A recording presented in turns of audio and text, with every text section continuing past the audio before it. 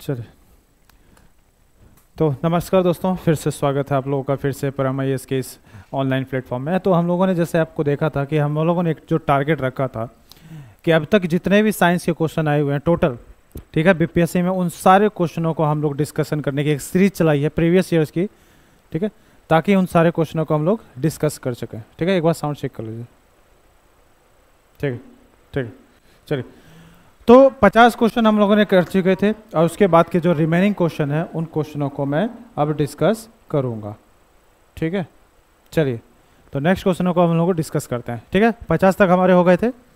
तो हमने जो बोला था आपको कि एक टारगेट दिया हुआ है कि जितने भी क्वेश्चन है प्रीवियस, तो प्रीवियस को मैं बार बार आपको बोलता हूँ कि बहुत इंपॉर्टेंट होते हैं। प्रीवियस इसको आपने एक बार सॉल्व कर लिया तो समझ लो 50% आपका काम हो गया है। बाकी आपके तैयारी पे ये डिपेंड करता है। तो प्रीवियस ईयर्स को आपको बनाना, बिना बनाए आप एग्जाम में ना जाए, क्योंकि बहुत सारे क्वेश्चन यहाँ पे रिपीट होते हैं।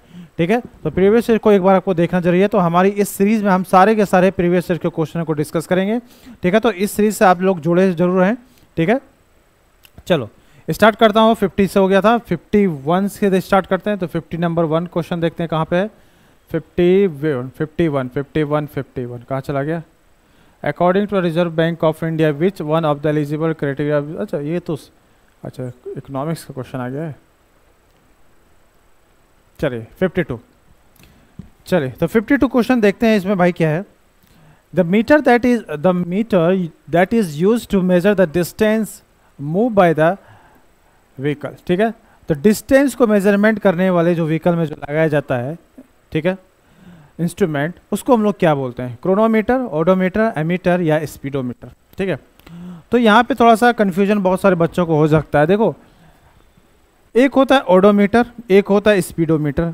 ठीक है, अब यहाँ पे देखो एमीटर जो होता है वो तो करंट के लिए, करंट को मेजरमेंट करना है तो भैया हमारे पास क्या चाहिए, एमीटर चाहिए। कलर विजुअल है, हाँ चलो विजुअल है।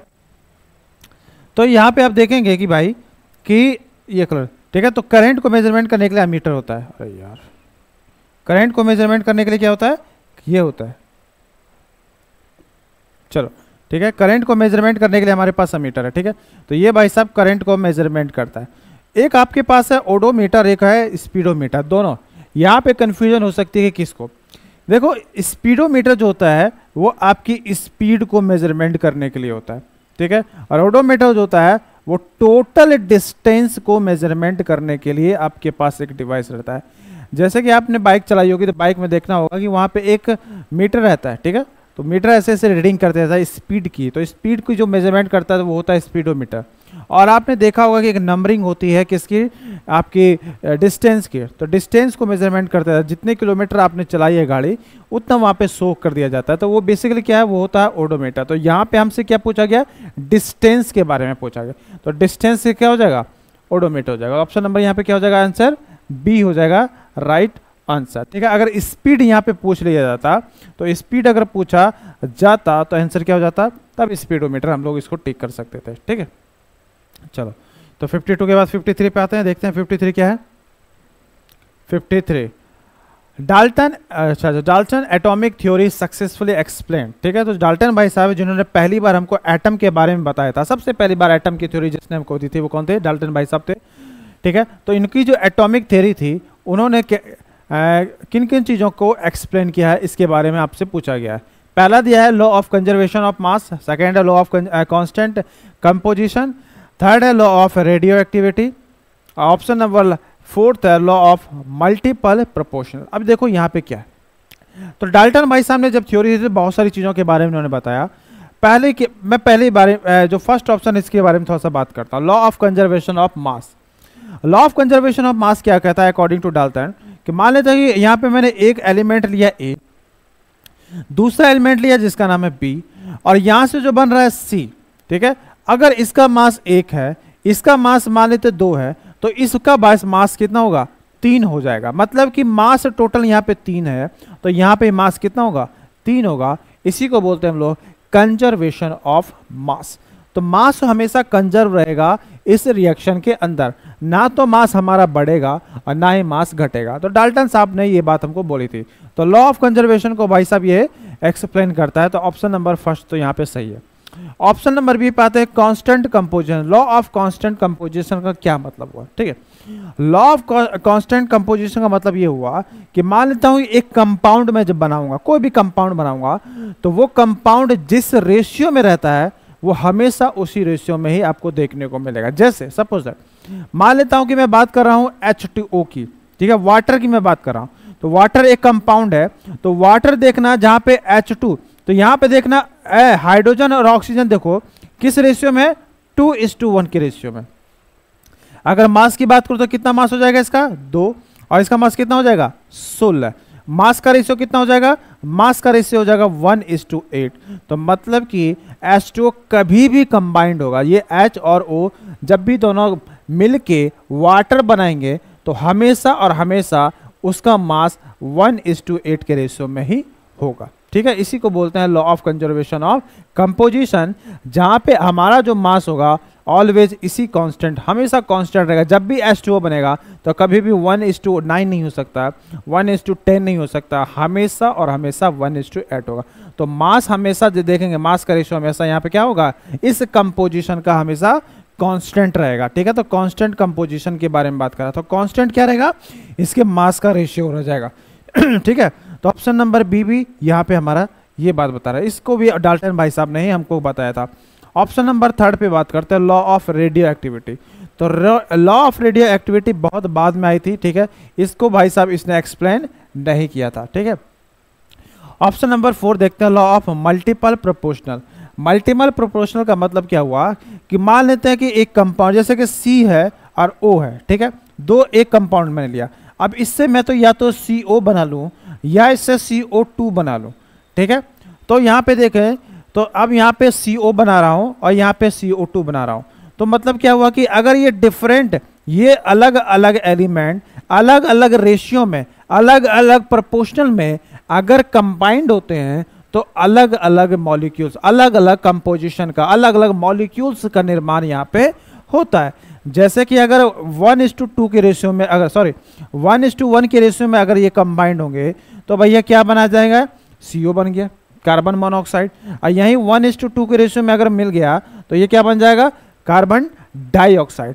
तो मतलब क्या हुआ कि मल्टीपल प्रोपोर्शनल, मल्टीपल प्रोपोर्शनल का मतलब होता है कि अलग अलग रेशियो में ये मिलेंगे तो अलग अलग कंपाउंड का निर्माण होगा। जैसे यहाँ पे हम लोग देख ही रहे हैं, ठीक है, 1:1 में तो CO और 1:2 में तो CO2। तो ऑप्शन नंबर यहाँ पे ये भी हमारा सही है। तो इन तीनों चीजों को डाल्टन भाई साहब ने क्या था, एक्सप्लेन किया था अपनी थ्योरी में। तो option number 1st, 2nd, 4th होगा, 1st, 2nd, 4th। Option number क्या हो जाएगा, ए इज द राइट आंसर हो जाएगा, ठीक है, ठीक है। तो 53 था यहाँ पे। चलो अब देखते हैं 54 पे आते हैं। 54 क्या बोला है विच of the following represent the suitable condition for the liquefaction of gas. किसी भी गैस को अगर लिक्विड स्टेज में लाना है तो सुटेबल कंडीशन क्या होगी। मैंने भी आपको पिछले सेशन में एक क्वेश्चन डिस्कस किया था, वहां पे मैंने बताया था कि किसी भी गैस को अगर लिक्विफाइड लाना है तो क्या करना पड़ेगा, हाई प्रेशर, जैसे LPG गैस ही होती है। तो LPG गैस देखें वो लिक्विड फॉर्म में रहती है गैस में, ठीक है, तो उसको हम काफ़ी हाई प्रेशर में रखते हैं। तो हाई प्रेशर में रखने के बाद वो लिक्विफाइड में आ जाएगी, और हाई प्रेशर के साथ क्या करना पड़ेगा, उसका टेम्परेचर कम करना पड़ेगा। टेम्परेचर जैसे कम करेंगे तो वो लिक्विफाइड स्टेज में आ जाएगा। अगर टेम्परेचर ज़्यादा करेंगे तो फिर तो उसके मॉलिक्यूल्स क्या हो जाएंगे, काफ़ी ज़्यादा काइनेटिक एनर्जी मिल जाएगी, तो आपस में क्या हो जाएगा, लिक्विफाइड फॉर्म में वो नहीं आ पाएगा। तो टेम्परेचर को लो करना पड़ेगा और क्या करना पड़ेगा, प्रेशर को हाई करना पड़ेगा। तो high pressure and high temperature and high pressure, ये तो हो नहीं सकता। High temperature and low pressure, ये भी नहीं होगा। Low temperature and high pressure, तो ऑप्शन नंबर 3 यहाँ पे देखने को मिल रहा है। तो ऑप्शन नंबर इसका जो 3rd होगा वही इसका राइट आंसर हो जाएगा, ऑप्शन नंबर 3rd हो जाएगा इसका आंसर, ठीक है। तो option number 3rd। Option number 4th में वैसे आपको दिखा देता हूँ, ऑप्शन नंबर 4th हमारा क्या है यहाँ पे। तो ऑप्शन नंबर 4th को अगर देखेंगे तो कहाँ पे, यहाँ पे आपको देखेंगे ऑप्शन नंबर 4। ऑप्शन नंबर 4 कहाँ गया भाई, तो ऑप्शन नंबर 4 यहाँ पे है, जिसका नाम क्या है, लो टेम्परेचर लो प्रेशर, ठीक है। तो लो प्रेशर तो नहीं, हाई प्रेशर रहना चाहिए, और टेम्परेचर कैसा होना चाहिए, लो होना चाहिए, ठीक है। अब आते हैं 55 नंबर पे। Which of the following radiation is use to get relief from the bodies. कभी भी आपको चोट लगती है, कभी आपने गए हैं, कभी आपको चोट लगी, कभी आप गए होंगे, डॉक्टर ने आपको बोला कि भाई आप जाइए फिजियोथेरेपिस्ट के पास, ठीक है। तो फिजियोथेरेपिस्ट क्या करता है, एक्सरसाइज करवाता है।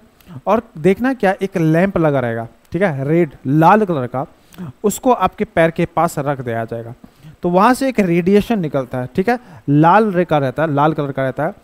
तो बेसिकली वो क्या होता है, वो होता है रेड इंफ्रारेड। क्या होती है ये, रेड इंफ्रारेड होती हैं।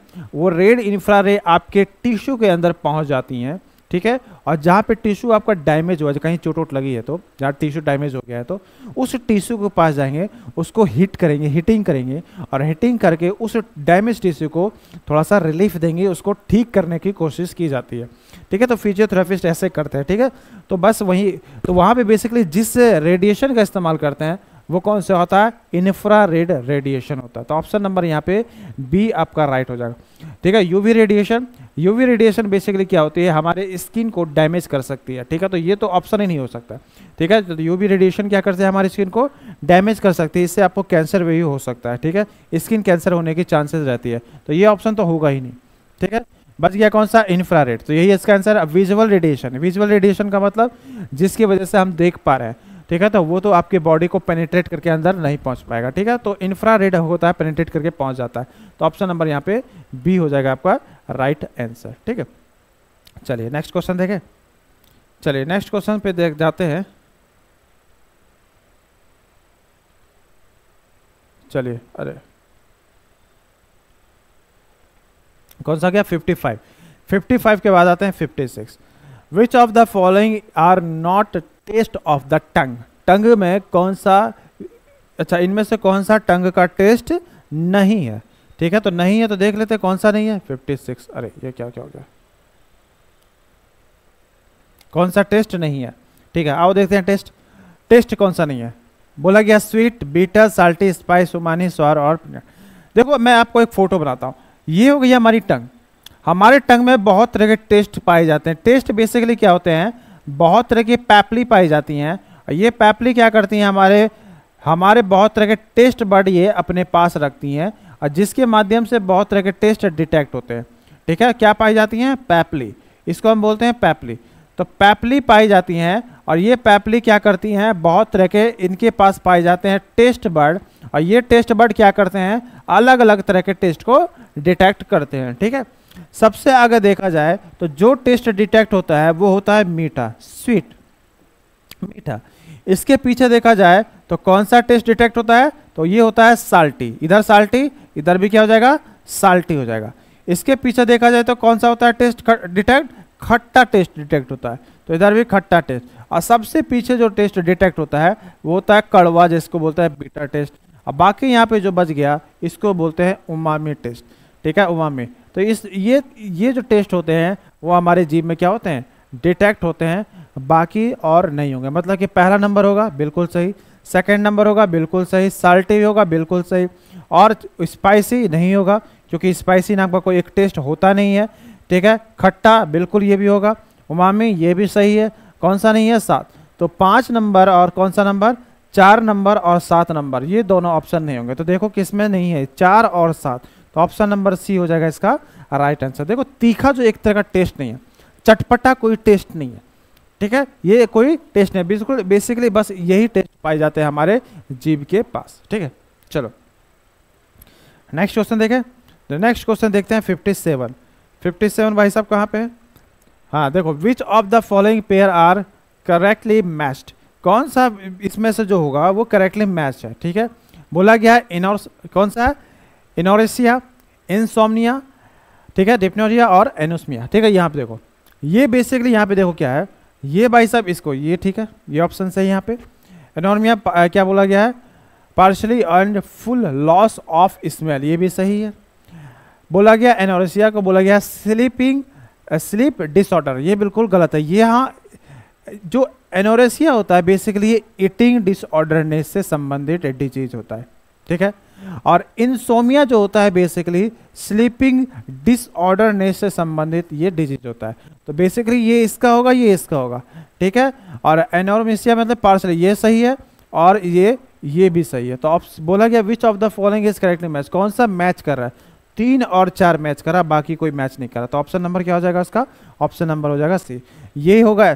तो इनोर्सिया बेसिकली ईटिंग डिसऑर्डर होता है, और इनसोम्निया बेसिकली स्लीपिंग डिसऑर्डर होता है। तो यहाँ पे थोड़ा सा उल्टा फुल्टा कर दिया गया है। तो ये दोनों हो जाएंगे गलत और ये दोनों हो जाएंगे सही। तो ऑप्शन नंबर क्या हो जाएगा आपका 3 और 4 इसका राइट आंसर हो जाएगा। चलो आते हैं 58 पे। 58 में बोला गया in the universe what are pulsar. Pulsar bike समझिए कि नहीं, ठीक है, पल्सर बाइक, ठीक है।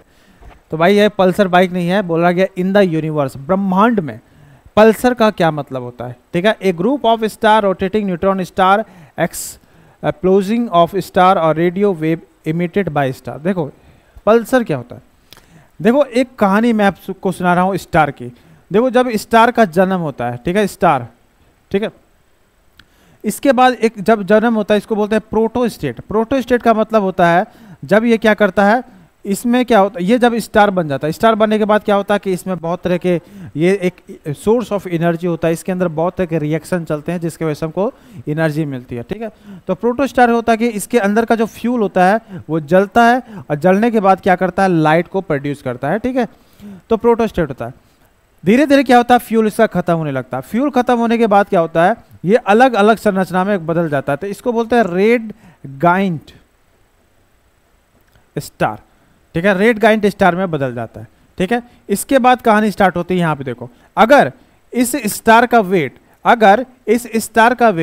1.4 से लेके 3 m0 होगा। m मतलब यहाँ पे किसके बारे में बात कर रहे हैं, m जो है, m बेसिकली यहाँ पे किसके बात कर रहे हैं, सोलर मास के मैं बात कर रहा हूँ। सोलर मतलब सोलर, एक सोलर मास के बारे में। तो 1 m0 मतलब m बराबर किसको रिप्रेजेंट कर रहा है, एक सोलर मास को। तो अगर उस स्टार का मास 1.4 से लेके 3 m तक है तो वो स्टार, ठीक है, जब उसका फ्यूल खत्म होगा तो बाद में देखो आगे चल के यही स्टार क्या बन जाएगा, यही बन जाता है न्यूट्रॉन स्टार बन जाता है। क्या बन जाता है, न्यूट्रॉन स्टार बन जाता है, ये स्टार बन जाता है, स्टार बन जाता है। अगर इसी स्टार का मास अगर 3 m से ज्यादा हो तो भैया ये क्या बनेगा, ये क्या ये न्यूट्रॉन स्टार बनेगा, नहीं बनेगा। तो क्या बनेगा, ये बन जाता है ब्लैक होल बन जाता है, ठीक है। तो एक स्टार एक ब्लैक होल में भी कन्वर्ट हो सकता है और एक स्टार न्यूट्रॉन स्टार में भी कन्वर्ट हो जाता है। ये डिपेंड करता है कि उस स्टार का मास कितना। अगर 1.4 से लेके 3 m, m मतलब सोलर मास, ठीक है, हमारे सोलर का जितना मास है उसके बराबर, ठीक है।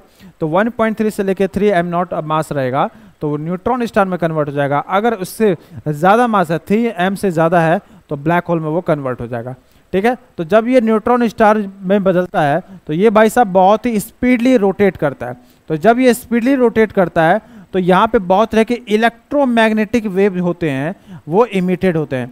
इलेक्ट्रोमैग्नेटिक वेव का यहाँ पे, इलेक्ट्रोमैग्नेटिक वेव को क्या करता है, ये इमिट करता है, बहुत ज़्यादा इमिट करता है ये, ठीक है। और जो ये बहुत तरह के इलेक्ट्रोमैग्नेटिक वेव को ये इमिट करता है। बेसिकली जब ये रोटेट करता है तो यहाँ पे आपको क्या नजर आएगा, एक लाइट नजर आएगी, ठीक है। लाइट ऐसे लगेगी निकल रही है वहां से, ठीक है। तो लाइट निकलेगी ऐसा आपको नजर आता है। तो जब ये रोटेट होता है तो यहाँ पे एक आपको लाइट देखने को मिलेगी।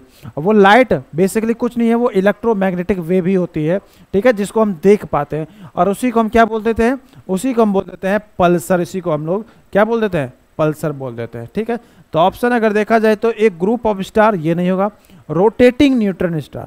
तो जब न्यूट्रॉन स्टार रोटेट करता है तो इलेक्ट्रोमैग्नेटिक वेव को इमिट करता है, ठीक है, जो आपको काफी ग्लोइंग नजर आती है, ठीक है, ब्राइट नजर आती है। उसी को मैंने क्या नाम दे दिया, पल्सर बोल दिया, ठीक है। पल्सर को एक और नाम से भी जानते हैं, इसको हम क्या बोलते हैं, लाइट हाउस ऑफ द क्या बोलते हैं इसको, लाइट हाउस, क्या बोलते हैं, light house of the universe भी बोलते हैं, ठीक है। तो light house of the universe भी इसको हम लोग बोलते हैं, light house of the universe, ठीक है। Light house of the universe भी पल्सर को हम लोग बोलते हैं, ठीक है। चलो यहाँ तक हो गया, 56 58 हो गया। अब आते हैं कहाँ पे, 59 पे आते हैं। 59 पे क्या कहानी है, अच्छा, in the context of the lab ground diamond, ठीक है, what is the use as a diamond seed, ठीक है। अगर लैब में, ठीक है, अब लैब में हम क्या चाहते हैं, डायमंड को बनाना चाहते हैं, ठीक है। तो देखो डायमंड कैसे बनता है, कोयले से बनता है, ठीक है। तो कोयला जब होता है काफ़ी हाई टेम्परेचर और हाई प्रेशर रहता है तो ये भाई साहब किस में कन्वर्ट हो जाता है, डायमंड में कन्वर्ट हो जाता है, ठीक है। पहले ये ग्रेफाइट में, ठीक है। तो अब देखा जाए तो बोला जाए कि अगर हम लैब में अगर डायमंड बनाना चाहें तो उसके लिए किसको हम यूज करेंगे as a seed, diamond seed, white. तो बेसिकली देखो हम किसका यूज करते हैं, तो इसमें देखो हम यूज करेंगे इसको, ग्रेफाइट को यूज करते हैं। ग्रेफाइट को बहुत ही हाई प्रेशर और हाई टेम्परेचर में रखेंगे, जिसके बाद ये किस में कन्वर्ट हो जाता है, ये ग्रेफाइट में कन्वर्ट हो जाता है। ऑप्शन नंबर यहाँ पे क्या हो जाएगा, ऑप्शन नंबर हो जाएगा आपका सी हो जाएगा राइट आंसर। ठीक है, चलो अब आते हैं 59 के बाद 60 क्वेश्चन नंबर पे। 60 कहाँ पे भाई, ये देखते हैं 60 नंबर। 60 नंबर में क्या बात है, 60 नंबर, अच्छा यहीं पे है। क्या बोला गया, what is the fibre use to make bullet proof jacket. अच्छा ये क्वेश्चन तो कल भी मैंने डिस्कस किया था, तो इसका आंसर क्या होता है, केवलर। केवलर भाई साहब जो होता है उसी को हम एज ए बुलेट प्रूफ के तौर पे इसको यूज करते हैं। तो बुलेट प्रूफ पे इस पे अगर यहीं पे मैं बात करूं पॉलीकार्बन, पॉलीकार्बन का मतलब इसका यूज कहाँ करते हैं, इसका यूज करते हैं हम लोग कहाँ पे, बुलेट प्रूफ ग्लास बनाने के लिए। तो बुलेट प्रूफ अगर आपको ग्लास बनाना है तो बुलेट प्रूफ ग्लास बनाने के लिए आपको पॉलीकार्बन लेयर की जरूरत पड़ती है। मतलब कार्बन के बहुत सारी लेयरों को अटैच कर देते हैं, पॉली का मतलब बहुत सारा, कार्बन मतलब कार्बन, तो कार्बन की बहुत सारी लेयरों को अटैच करेंगे और उससे क्या बनता है, बुलेट प्रूफ ग्लास बनते हैं। ठीक है, तो ऑप्शन नंबर 60 का क्या हो जाएगा आंसर, ऑप्शन नंबर डी हो जाएगा। चलो नेक्स्ट क्वेश्चन देखें। नेक्स्ट देखते हैं 61। 61 में क्या कहानी है, अच्छा क्या बोला गया, what is the full form of HMX। ठीक है, तो HMX का क्या फुल फॉर्म होता है। ठीक है, तो HMX का फुल फॉर्म देखते हैं भाई क्या होता है। तो HMX का हम देखें तो HMX इसका फुल फॉर्म क्या होता है, इसका बोलते हैं हाई मेल्टिंग, क्या बोलते हैं, high melting, high melting explosive, high melting explosive इसको इसका फुल फॉर्म होता है। तो ऑप्शन यहाँ पे देखेंगे तो फर्स्ट ही आपको नजर आ रहा है, तो यही होता है। बेसिकली इसका यूज आर्मी करती है। ठीक है, कहीं भी जैसे रॉकेट ही लगाया है, रॉकेट के आगे जो वार हेड होता है उसको लगाने के लिए, ठीक है, तो उसको रॉकेट के आगे लगा दिया जाता है और उसको लॉन्च किया दिया जाता है। ठीक है, तो इसका यूज आर्मी बहुत ज़्यादा अपने यहाँ पे करती है। ठीक है, और ये जो भाई साहब होता है ये RDX से भी ज़्यादा खतरनाक होता है। ठीक है, तो HMX जो है वो RDX से भी ज़्यादा खतरनाक होता है। आर्मी इसका यूज़ करती है किसी भी एक्सप्लोजिव चीज़ों के लिए, इसको आर्मी करती है। तो 61 जो होगा ऑप्शन नंबर फर्स्ट हो जाएगा। तो आंसर क्या हो जाएगा, ओनली सी। तो इसका आंसर क्या हो जाएगा, ओनली सी। ठीक है, चलिए नेक्स्ट क्वेश्चन देखें। चलिए नेक्स्ट क्वेश्चन जाते हैं। नेक्स्ट में क्या है भाई, कहानी क्या है, 61 से आते हैं 62। अच्छा, what is the name of Tesla humanoid robot launch in October 2020। ठीक है, अब देखो भाई साहब आपने सुनी होगी ये कहानी के बारे में। ठीक है, आपने सुना होगा कि भाई एक रॉबोट को लॉन्च किया गया था, क्या नाम है उनका, एलोन मस्क। एलोन मस्क भाई साहब ने एक जो टेस्ला उन्हीं की कंपनी है। ठीक है, तो उन्होंने एक रॉबोट को लॉन्च किया था जिसका नाम उन्होंने रखा था, क्या रखा था वही आपसे पूछा जा रहा है। ठीक है, एक सोफिया नाम की भी रॉबोट थी, बहुत ज़्यादा चर्चा में थी। ठीक है, तो इसका इन्होंने रखा नाम था क्या, ऑप्टिमस रखा था। ठीक है, याद रखना कैसे, आपने वो मूवी देखी होगी ट्रांसफार्मर। ठीक है, उसका जो मैन हीरो उसका नाम क्या है, ऑप्टिमस प्राइम, नाम सुना कि नहीं, तो वही है। तो वही ऑप्टिमस भाई साहब को इन्होंने नाम दिया था। ठीक है, तो इनका एक जो रॉबोट था जिसने टेस्ला ने यूज़ किया था उसका नाम क्या था, ऑप्टिमस था। ठीक है, 63 देखते हैं क्या बोला गया 63 में, what is the Manhattan project. ठीक है, तो ये भाई साहब क्या प्रोजेक्ट था, इसके बारे में थोड़ी सी हम चर्चा करते हैं। बेसिकली क्या होता है मैनहट्टन प्रोजेक्ट के बारे में अगर मैं बात करूँ तो हुआ यहाँ पे क्या था कि ये कहानी स्टार्ट होती है वर्ल्ड वार से।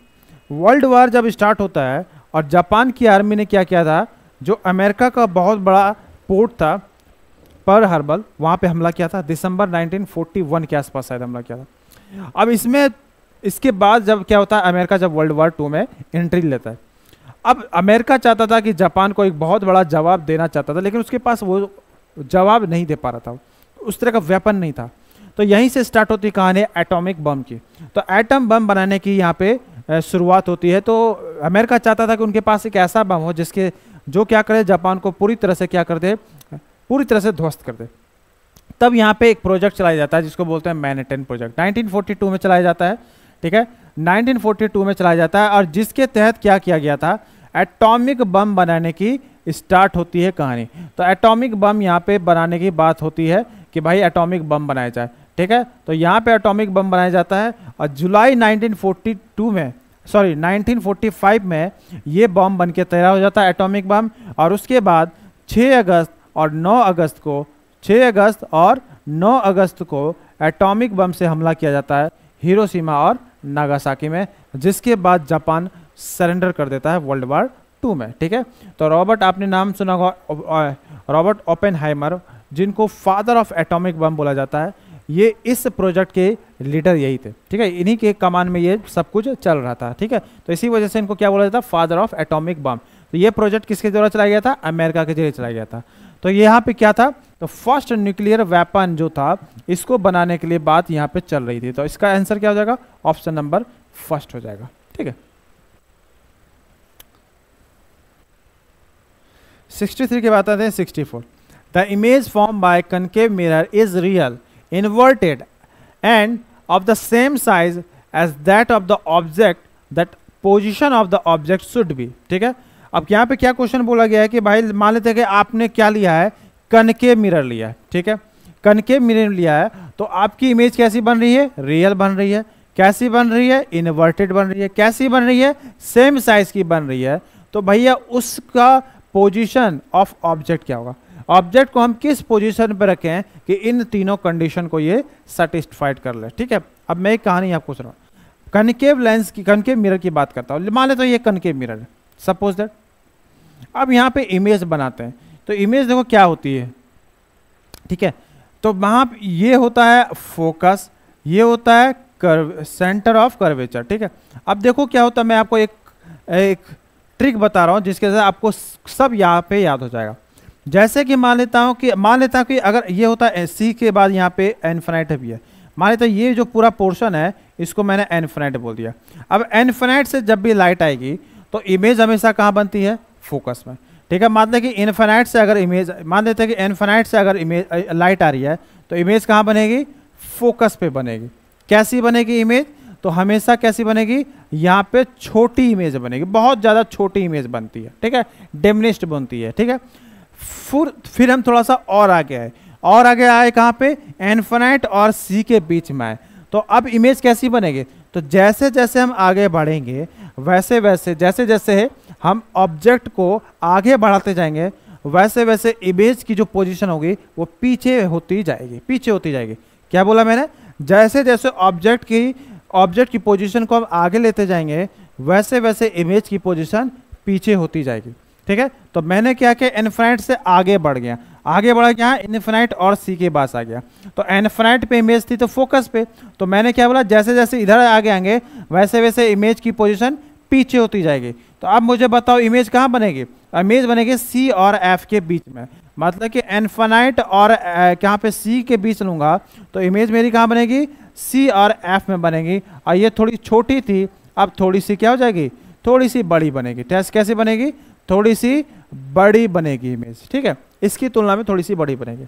फिर हम और आगे जाते हैं, और आगे जाएंगे और इमेज हमारी और पीछे चली जाएगी। तो मतलब और आगे कहाँ चलेगा, सी पे चलेगा। मतलब कि मैंने ऑब्जेक्ट यहाँ पे रखा हुआ, तो यहाँ पे मैंने सी पे रखा है तो इमेज फिर पीछे बनेगी। तो पहले इमेज यहाँ बनी थी इन दोनों के बीच में, और इसके पीछे कौन सी पोजीशन है, यही खुद सी। तो मतलब सी पे रखेंगे तो इमेज हमेशा सी पे ही बनेगी। और थोड़ी बड़ी हो जाएगी इमेज, थोड़ी सी और बड़ी हो जाएगी, और इतनी बड़ी हो जाएगी तो कि मतलब जो क्या बोलते हैं, इतनी बड़ी हो जाएगी कि मतलब कि यहाँ पे जितनी लेंथ होगी आपके ऑब्जेक्ट की, उतनी ही लेंथ कितनी होगी आपके किसकी, क्या बोलते हैं, ऑब्जेक्ट की, उतनी कितनी होगी, इमेज की। तो इमेज और ऑब्जेक्ट की जो लेंथ होगी, ठीक है, इमेज और ऑब्जेक्ट की जो लेंथ होगी, ठीक है, लेंथ होगी इमेज और ऑब्जेक्ट की, वो कितनी हो जाएगी, अब इतनी हो जाएगी कि ये क्या हो जाएंगे, बराबर हो जाएंगे। क्या हो जाएंगे, बराबर हो जाएंगे। ठीक है, बराबर हो जाएंगे। तो यही आपसे पूछा था कि सेम साइज कहाँ पे होगा, तो सेम साइज कहाँ पे होगा, जहाँ सी पे रखेंगे तो सी पे ही सेम साइज हो जाएगा, बराबर हो जाएगा। ठीक है, हम चाहते हैं कि सी से और आगे ले जाएं, तो सी और एफ तक हम ले जाएंगे। ठीक है, तो सी और आगे ले गए, सी और एफ तक ले जाएंगे तो इमेज और पीछे बनेगी, तो सी से इधर जाएगी तो सी से किधर बनेगी, सी और इनफिनिट के बीच बनेगी। इमेज क्या हो जाएगी, और बड़ी हो जाएगी। मतलब कि बड़ी थी, इतनी बड़ी होगी, बराबर हो गई, फिर और बड़ी बनेगी। तो क्या हो जाएगी, थोड़ी और बड़ी बन जाएगी, थोड़ी और बड़ी होगी। ठीक है, और इमेज को और आगे ले जा रहा हूँ, कहाँ पे ले गया, फोकस तक ले गया, तो फिर इमेज कहाँ बनेगी, और पीछे बनेगी। तो इसके पीछे कौन सी जगह बनती है, इनफिनिट, और इमेज कैसी बनेगी, बहुत ज़्यादा बड़ी बन जाएगी, बहुत बड़ी इमेज हो जाएगी यहाँ पे। ठीक है, तो ये सारे हमने जहाँ पे पोजीशन को हम लोगों ने देख लिया। तो हमसे पूछा गया था सेम साइज कहाँ बनेगा, सेंटर ऑफ कर्वेचर पे बनेगा। एट फोकस रखेंगे तो इमेज कहाँ बनेगी, इनफिनाइट पे बने जाएगी। तो ये तो खत्म हो गया। At the centre of curvature, option number B. Between focus and centre of curvature, between focus and centre of curvature रखते हैं। Between focus and centre of curvature कहाँ बनेगी, सी और किसके बीच बनेगी, इनफिनाइट के बीच बनेगी, ठीक है। और अगर और इमेज कैसी होगी, थोड़ी सी, ये थोड़ी सी बड़ी बन जाएगी। और centre of, beyond the centre of curvature, इससे पीछे लेंगे तो सेंटर से पीछे अगर हम लेते हैं, सी इससे पीछे लेते हैं और सी और एफ के बीच बनेगी और इमेज बड़ी बनेगी। लेकिन यहाँ पे सेम साइज की बात की है, सेम साइज की कहाँ पे होगी, सी पर रखेंगे तो सी पे। तो ऑप्शन नंबर यहाँ पे बी आपका राइट आंसर हो जाएगा, ठीक है। बात समझ नहीं, चलो। तो हमेशा मैं आपको बोलता हूँ कि पेन और पेपर लेके बैठिए, क्योंकि बहुत सारी चीज़ें यहाँ पे हम लोग डिस्कस करने वाले, ठीक है। 65 पे देखते हैं।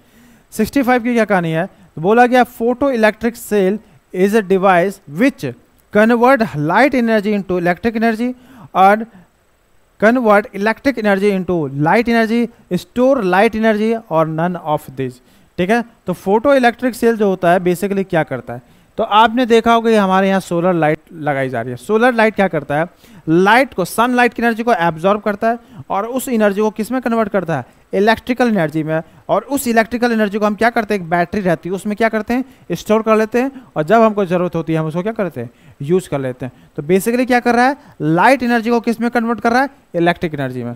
तो लाइट एनर्जी को किस में, लाइट एनर्जी को ये किस में कन्वर्ट कर रहा है, किस में, इलेक्ट्रिक एनर्जी में। तो इलेक्ट्रिक एनर्जी में ये भाई साहब कन्वर्ट कर रहा है। देखते हैं option, convert light energy into electric energy. Option number 1 ही होगा इसका राइट आंसर हो जाएगा, ठीक है। यहाँ पे ऑप्शन नंबर ए हो जाएगा राइट आंसर। देखो यहाँ पे बहुत सारे क्वेश्चन मैं आपको बता रहा हूँ कि बहुत सारे आपको एग्जाम में क्या किया जाता है, इसमें इससे रिलेटेड क्या होते हैं, बहुत तरह के डिवाइस आपको दे दिया जाएगा और ये पूछा जाएगा कि भैया ये कौन सी एनर्जी को किस दूसरे फॉर्म में कन्वर्ट करता है। जैसे कि डायनामो की बात करता हूँ, तो डायनामो क्या करता है, किस तरह से एनर्जी को ये क्या करता है, कन्वर्ट करता है। ये बेसिकली क्या करता है, मैकेनिकल एनर्जी को इलेक्ट्रिकल एनर्जी में कन्वर्ट करता है। तो यहाँ पे बहुत सारे आपको दिए हुए हैं, जैसे कि डायनामो क्या करता है, मैकेनिकल एनर्जी को इलेक्ट्रिकल एनर्जी में कन्वर्ट करता है। इलेक्ट्रिक मोटर जैसे कि मेरा फैन चल रहा है, तो फैन चल रहा है वो क्या है, इलेक्ट्रिक मोटर उसमें लगी हुई है जिसकी वजह से वो मूव कर रहा है और फैन चल रहा है। तो इलेक्ट्रिक, तो उसने क्या किया, इलेक्ट्रिक एनर्जी का कंज्यूम किया। तो उसने क्या किया, इलेक्ट्रिक एनर्जी ली और उसकी मदद से ये मूव कर रहा है। तो इलेक्ट्रिक एनर्जी किस में कन्वर्ट हो रही है, मैकेनिकल एनर्जी में कन्वर्ट हो रही है। तो इलेक्ट्रिकल एनर्जी किस में कन्वर्ट हो रही है, मैकेनिकल एनर्जी में कन्वर्ट हो रही है। माइक्रोफोन जो होता है वो क्या करता है, वो हमारे क्या करता है, साउंड एनर्जी को इलेक्ट्रिक एनर्जी में कन्वर्ट करता है। साउंड एनर्जी को इलेक्ट्रिक एनर्जी को। लाउड स्पीकर क्या करता है, इलेक्ट्रिक एनर्जी को किस में, साउंड एनर्जी में कन्वर्ट करता है। इलेक्ट्रिक एनर्जी को साउंड एनर्जी में। सोलर का तो अभी हमने देख लिया। ट्यूबलाइट क्या करता है, इलेक्ट्रिक एनर्जी को, ट्यूबलाइट क्या कर रहा है, इलेक्ट्रिक एनर्जी, जैसे लाइट आती है तभी ये जलता है। तो इसने आपने जैसे स्विच दिया लाइट, तो इलेक्ट्रिक करंट गया जो कि क्या है, इलेक्ट्रिक एनर्जी है, वो किस में कन्वर्ट हो जाती है, लाइट एनर्जी में हो जाती है, ठीक है। इलेक्ट्रिक बल्ब में भी वही कहानी होती है, ठीक है। तो कुछ ऐसे डिवाइस एग्जाम में पूछ ले जाते हैं और आपसे पूछा जाएगा बताइए किस फॉर्म में एनर्जी को क्या कर रही है, कन्वर्ट कर रही है। 66 देखते हैं, ठीक है। ये क्वेश्चन देखते हैं, क्या बोला गया था, amount of the solute present per unit volume और per unit mass of the solution या solvent is known as dash in chemistry. Composition of the solute, concentration of the solvent, concentration of the solute और concentration of the solution. अब यहाँ पे क्या कहानी है इसको थोड़ा सा हम लोग देखते हैं। सॉल्यूट और सॉल्वेंट की कहानी थोड़ा सा यहाँ पे देखते हैं। देखो एक मान लेते हैं कि मैं एक जार लेता हूँ, ठीक है, और इसमें मान लेता हूँ कि चीनी की मात्रा, यहाँ पे पानी है, तो पानी की मात्रा यहाँ पे अधिक है। पानी की मात्रा क्या है, इसमें अधिक है, पानी की मात्रा अधिक है, पानी यहाँ पे ले लेता हूँ, ठीक है। और उसके बाद यहाँ पे मैंने यहाँ पे ले लिया चीनी, ले लेता हूँ, चीनी मतलब शुगर मैंने ले लिया, तो शुगर की मात्रा यहाँ पे क्या है, कम है, ठीक है। तो अब मुझे बताइए इसमें कौन सॉल्वेंट है और कौन सॉल्यूट है। तो यहाँ पे आप बताइए मुझे कौन सॉल्वेंट है और कौन सॉल्यूट है। तो सॉल्यूट किसको बोलेंगे, जो मात्रा में क्या रहता है, कम रहता है, और सॉल्वेंट किसको बोलते हैं, जो मात्रा में क्या होता है, ज़्यादा होता है, ठीक है। जब हम इन दोनों का रेशियो लेते हैं, ठीक है, इन दोनों का रेशियो लेते हैं, जैसे कि मैंने क्या ले लिया, सॉल्यूट अपॉन, ठीक है, क्या ले लिया, सॉल्यूट अपॉन, दिखाई दे रहा है, सॉल्यूट अपॉन सॉल्वेंट अगर मैंने लिया, ठीक है, तो ये भाई साहब किस चीज़ को डोनेट करता है, ये डिपेंड करता है, या सॉल्यूशन ही मैंने ले लिया, ये किस चीज़ को रिप्रेजेंट करता है, ये रिप्रेजेंट करता है कंसंट्रेशन ऑफ किसको, सॉल्यूशन को, कंसंट्रेशन ऑफ द सॉल्यूशन को। तो यहाँ पे देखो कंपोज, तो किसको रिप्रेजेंट करता है, कंसंट्रेशन ऑफ द सॉल्वेंट को, गलत हो जाएगा, कंसंट्रेशन ऑफ सॉल्यूट को, ये भी नहीं होगा, कंसंट्रेशन ऑफ सॉल्यूशन को। तो ऑप्शन नंबर यहाँ पे डी आपका राइट आंसर हो जाएगा। ठीक है, तो यहाँ पे कहानी थी सॉल्यूट और सॉल्वेंट की। ठीक है, तो आपको पहचानना आना चाहिए किसको सॉल्यूट बोलते हैं और किसको सॉल्वेंट बोलते हैं। ये बहुत अच्छा क्वेश्चन है। How do Covid vaccine stimulate N immune response. ठीक है, तो आपकी बॉडी में डाला गया है, कौन वैक्सीन डाली गई, कौन सी, कोविड वैक्सीन। तो कोविड वैक्सीन जो आपके बॉडी में डाली गई है वो किस तरह से आपके इम्यून सिस्टम को क्या करती है, रिस्पॉन्स करती है। तो कैसे आपके बॉडी में इम्यून सिस्टम काम करता है। तो वाई जो वैक्सीन डाली गई है उसके तहत क्या किया गया है, बाय तो वैक्सीन में क्या किया गया आपके बॉडी में, तो इंट्रोड्यूस किया गया लाइव अटेंटिव सार कोविड वायरस, या आपके बॉडी में एक रियल सार कोविड डाला गया है, या आपके बॉडी में एक हार्मलेस पीस ऑफ सार कोविड 2 वायरस डाला गया है, या आपके बॉडी में सीधे एंटीबॉडी अगेंस्ट सार कोविड 2 को वैक्सीन के रूप में डाला गया है। तो ये क्या होगा इसका आंसर। देखो जब भी बॉडी आपको क्या करते हैं, वैक्सीनेट करते हैं, वैक्सीनेट जब भी किया जाता है तो वैक्सीनेट में क्या किया जाता है, जैसे कि मान लेते हैं आपने कोविड की वैक्सीन ली, तो उस वैक्सीन में बेसिकली क्या है, कुछ नहीं है, उस वैक्सीन में बेसिकली कोविड का वायरस ही होता है, लेकिन वो वैसा वायरस होता है जो हार्मलेस होता है, जो आपको ज़्यादा नुकसान नहीं पहुंचाएगा। और बहुत जगह तो ऐसे वायरस रहते हैं जो मार दिए जाते हैं। ठीक है, मरा हुआ जो इनएक्टिव है उस तरह के वायरस को बॉडी में डाल दिया जाता है, या कभी कभी देखा जाता है जीवित वायरस को ही डाल दिया जाता है, लेकिन वो जीवित वायरस कोई काम नहीं करता है हमारे बॉडी में किसी भी तरह का हार्मफुल, मतलब किसी भी तरह का हानिकारक, हमारे बॉडी में किसी तरह का डिजीज को नहीं फैलाएगा। तो फिर इसको डाला क्यों जा रहा है, तो वैक्सीन में यही किया जाता है, या तो किसी मरे हुए वैक्सीन वायरस को डाला जाएगा जो इनएक्टिव रहता है, या जिंदा वैक्सीन भी डाल दिया, जिंदा वायरस भी डाल दिया बॉडी में, वो भी कैसा होता है, हार्मलेस होता है, वो हमको कोई भी किसी भी तरह का डिजीज हमको कारण नहीं करेगा। अब ये हमने डाल दिया अपने बॉडी में। ठीक है, अब बॉडी क्या करेगी, जैसे कि वैक्सीन आपने दी है तो बेसिकली मान लेते हैं कि आपके बॉडी में वायरस गया। ठीक है, जी वैसा वायरस कोविड का जो मतलब कि आपकी बॉडी में हार्मफुल नहीं है, तो अब क्या करेगी बॉडी, इसके खिलाफ रिस्पॉन्स करेगी। रिस्पॉन्स क्या करेगी, इसके खिलाफ बॉडी एंटीबॉडी बनाती है, और एंटीबॉडी क्या होगी, एंटीबॉडी बनाएगी, तो जिसकी वजह से क्या होगा कि पूरे बॉडी में आपके क्या बन जाएंगे, एंटीबॉडी बन जाएंगे। अब अगर कोई सही मायने में कोई वायरस आपके बॉडी में आता है, जैसे कोविड का वायरस आता है, तो आपके बॉडी में एंटीबॉडी है, तो एंटीबॉडी क्या करेंगी, उस सही मायने में जो वायरस आ रहा है उसके खिलाफ क्या करेंगी, लड़ेंगी, और उस वायरस का क्या करेंगी, अंत कर देंगी, मार देंगी। तो इस तरह से क्या होता है, वैक्सीन करके एक इंसान को किसी भी वायरस से बचाया जाता है। तो अब मान लेते हैं कि वैक्सीनेशन में क्या किया जाता है, या तो या तो क्या किया जाता है, या तो जिंदा जो होता है वायरस उसी को डाल दिया जाता है, ठीक है, या उसको मार के इनएक्टिव रूप में डाला जाता है। तो हम देखते हैं कोविड में क्या था, तो कोविड में भाई साहब एक जिंदा वायरस को आपके बॉडी में डाला गया था, लेकिन ये कैसा है, पूरी तरह से इनएक्टिव है, हमारे बॉडी में किसी भी तरह का हार्म या हमारे बॉडी में किसी भी तरह की हानि नहीं पहुंचाता। ठीक है, तो कहीं कहीं देखा जाए तो क्या बोलते हैं, जिंदा वायरस को डाल दिया जाता है, कहीं कहीं पे मृत या इनएक्टिव डाला जाता है। जैसे एग्जांपल में देखा जाए, जैसे रैबीज का जो वैक्सीन बनता है, तो रैबीज वैक्सीन में बेसिकली जो आपके बॉडी में जो वायरस डाला जा रहा है, ठीक है, जो वैक्सीन के फॉर्म में, वो कैसा वायरस है, वो पूरी तरह से किल्ड है, वो पूरी तरह से मरा हुआ वायरस है। ठीक है, लेकिन बहुत सारी ऐसी वैक्सीन होती हैं जहाँ पे मरा हुआ नहीं रहता है, वो जीवित रहता है लेकिन इनएक्टिव रहता है। जैसे कि एक एग्जांपल तो आपका हो गया कोविड वायरस, और एक और देखेंगे कौन सा, एक और वैक्सीन होती है जिसको बोलते हैं MMR वैक्सीन। ठीक है, नाम सुना होगा, 3 बीमारियों के लिए हमको बचाता है। ठीक है, तो MMR वैक्सीन जो होता है, M से होता है मम्स, एक से होता है मीजल्स, और एक से होता है रूबेला, तो 3 बीमारियों से ये हमको बचाता है। तो इसमें भी हम क्या करते हैं, जो जीवित वायरस होता है उसी को बॉडी में डाला जाता है। ठीक है, तो कहीं कहीं जीवित डाला जा रहा है, कहीं कहीं मरे हुए को डाला है। तो कोविड में पूछा गया कौन सा डाला है, तो कोविड में कौन सा डाला गया, जीवित वायरस को डाला गया था जो कि इनएक्टिव था। ठीक है, तो ऑप्शन नंबर क्या हो जाएगा यहाँ पे, ए हो जाएगा। और ये जो वायरस है कैसा वायरस था, RNA वायरस था कि DNA वायरस था, तो ये भाई साहब कैसा वायरस था, RNA वायरस था। कोविड वायरस कैसा वायरस है, ये भाई साहब एक तरह का RNA वायरस था क्या, है अभी भी है।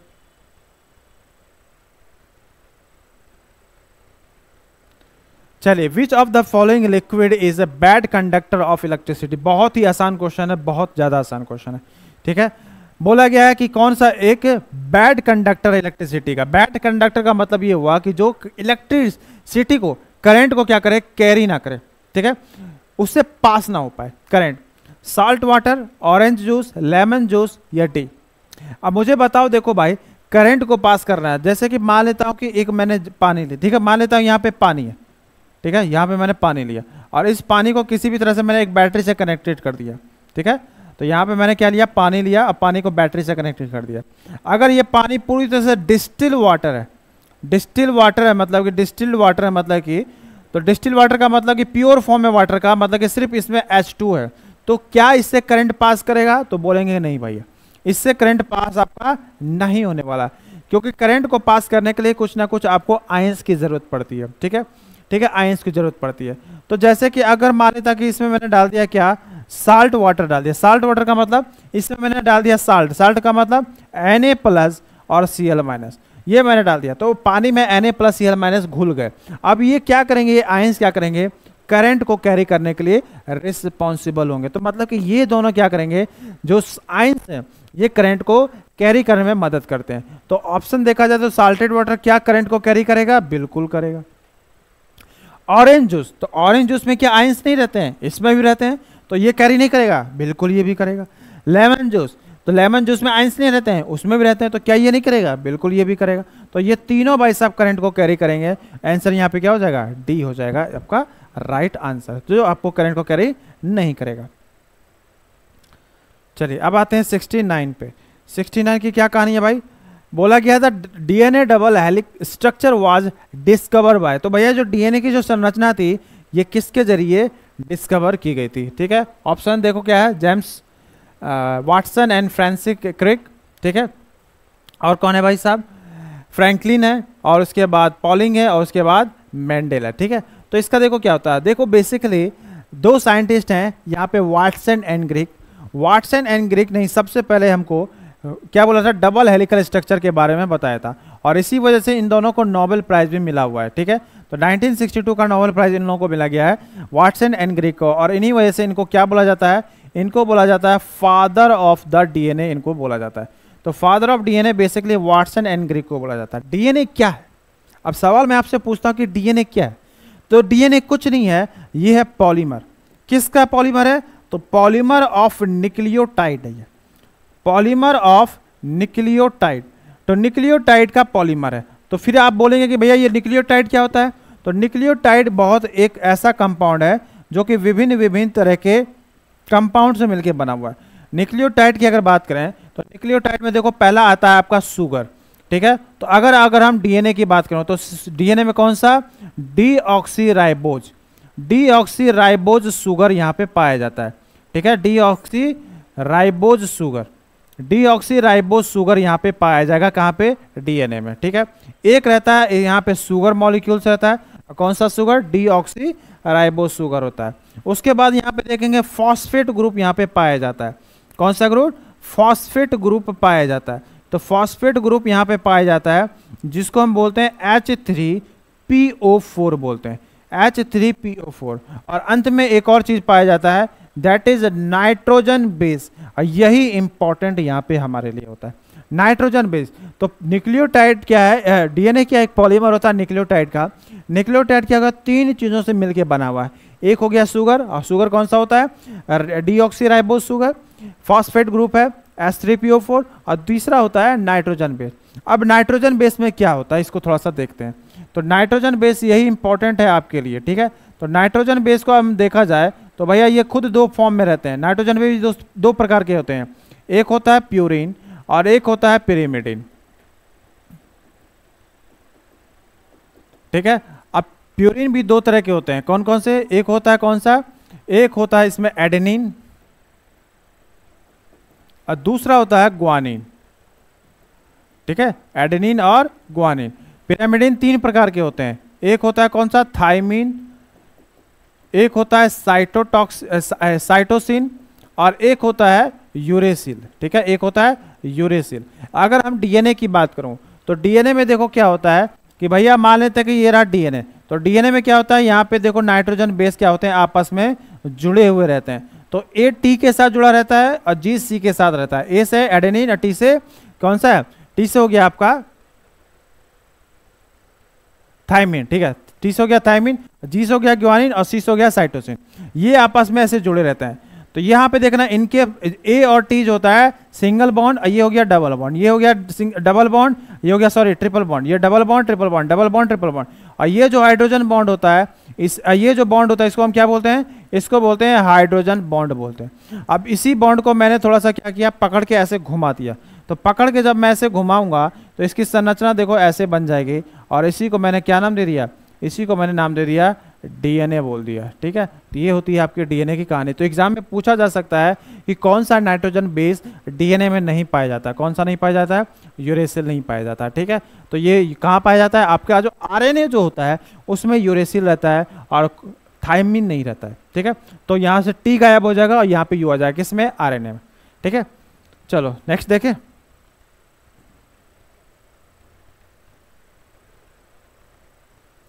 कहाँ पे थे, 70, अच्छा 71 पे थे। अच्छा यहाँ पे होगा 69, 69 के बाद आते हैं 70। कहाँ पे भाई 70, 70 भाई साहब कहाँ पे है, ये रहा। 2 image of different masses falling freely near the surface of the moon. ठीक है, अगर मान लेते हैं क्वेश्चन पूछा गया है कि अगर 2 मून है, वहाँ पे मैंने 2 ऑब्जेक्ट लिए डिफरेंट डिफरेंट मास के, डिफरेंट है डिफरेंट मास के, और दोनों को मैंने गिराया तो क्या होगा। ठीक है, क्या दोनों हैव डिफरेंट एक्सेलरेशन, दोनों में एक्सेलरेशन अलग होगा, क्या दोनों का undergo the change in the their inertia. ठीक है, have same velocity in the at any instant, अच्छा वेलोसिटी सेम होगी हर एक पॉइंट पे, experience force of the same magnitude, या एक्सपीरियंस करेंगे सेम, क्या करेंगे, फोर्स सेम मैग्नीट्यूड का। अब देखो क्या हो सकता है इसका आंसर। अब मान लेते हैं कि मैं अर्थ की बात करता हूँ, मून को मारो गोली, 2 ऑब्जेक्ट लिए डिफरेंट मास के। ठीक है, मैंने दोनों को गिरा दिया, तो मुझे बताओ सबसे पहले कौन गिरेगा, जिसका मास ज़्यादा होगा या कम होगा, किसका। ठीक है, मान लेते हैं, अब मान लेते हैं मैंने क्या किया कि अब मान एक एक्सपेरिमेंट करना है। आप क्या कीजिएगा, एक कागज़ लीजिए, ठीक है, 2 कागज़ लीजिए, एक को मोड़ दीजिए और एक को ऐसे ही रखिए, दोनों सेम मास के, दोनों को मैंने गिराया। तो मुझे बताओ सबसे पहले कौन गिरेगा, अगर मास दोनों का सेम है तो आप देखिएगा जो भाई साहब जिसको मैंने मोड़ दिया वो पहले गिर जाएगा। क्यों, क्योंकि इस भाई साहब के पास जो एयर जो है, जब भी ये नीचे गिरते हैं तो इनको कोई रोकता है, कौन, एयर। तो एयर क्या करती है, एयर यहाँ पे फ्रिक्शन लगाती है, एयर फ्रिक्शन इसको बोलते हैं। तो सरफेस यहाँ पे देखना, जो पेज जो खुला हुआ था उस पे यहाँ पे सरफेस एरिया ज़्यादा है, तो एयर यहाँ पे ज़्यादा फ्रिक्शन लगाएगी, जो इसको रोकेगी तो धीरे धीरे धीरे धीरे गिरेगा। जैसे मैंने इसको मोड़ दिया तो सरफेस एरिया कम कर दिया, तो एयर फ्रिक्शन कम लेगा और ये धांस से नीचे गिर जाएगा। ठीक है, तो मास दोनों का अलग अलग सेम है, तो पहले कौन नीचे गिरा, जिसमें सरफेस एरिया किसका था, कम था। ठीक है, यहाँ पे मैंने बात कर, अगर मान लेते कि जो डिफरेंट मास की बात ले लूँ, 2 अलग अलग मास के ले लूँ, तब दोनों को गिराऊं तो देखो दोनों को अगर मास गिराऊंगा तो दोनों, अगर अर्थ की बात करो तो जिसका मास ज़्यादा होगा वो पहले गिर जाएगा। ठीक है, और मान लेते कि मैं बात करूँ वैक्यूम में, जहाँ पे एयर ही ना हो, तो वहाँ पे क्या होगा, इन दोनों 2 अलग अलग मास के हों, चाहे वो मैं एक तरफ हथौड़ा ले लूँ और एक तरफ पंख ले लूँ, वैक्यूम में मैं लेके जा रहा हूँ, दोनों को जो मैं गिराऊंगा तो दोनों सेम स्पीड से और एक ही समय पे सरफेस पे गिरेंगे। ठीक है, इसका मतलब ये हुआ कि जो नीचे गिर रहे हैं ये इनकी मास पे डिपेंडेंट कहानी नहीं होती। मास कुछ भी हो, अगर वैक्यूम अगर मैं लूँगा, चाहे वो कोई भी भारी सामान हो, एक भारी एक हल्का, दोनों को मैं गिराऊंगा सेम स्पीड में और सेम टाइम पे सरफेस पे गिरेंगे। ठीक है, ऐसा होता है। अगर मैं बात करूँ मून की, तो मून में क्या होगा, तो मुझे बताओ क्या मून के पास किसी भी तरह का इन्वायरमेंट है, नहीं है। तो किसी तरह का इन्वायरमेंट नहीं है तो समझ लो कि वहाँ पे इन्वायरमेंट में नहीं है, गैस वहाँ पे नहीं है, तो एक तरह से देखा जाए तो वहाँ पे एक तरह का वैक्यूम है। तो वैक्यूम में क्या होता है कि 2 चीज़ों को जब मैं गिराता हूँ तो दोनों एक ही स्पीड में गिरती हैं और एक साथ सरफेस पे गिरती हैं। तो सेम कहानी जो वैक्यूम में कहानी हो रही थी वही कहानी क्या होगी, मून के साथ होगी। तो मून के साथ देखो क्या होगा कि यहाँ पे बोला कि डिफरेंट एक्सेलरेशन होगा, ऐसा हो सकता है, ऐसा हो ही नहीं सकता, डिफरेंट एक्सेलरेशन होगा, क्या होगा, सेम।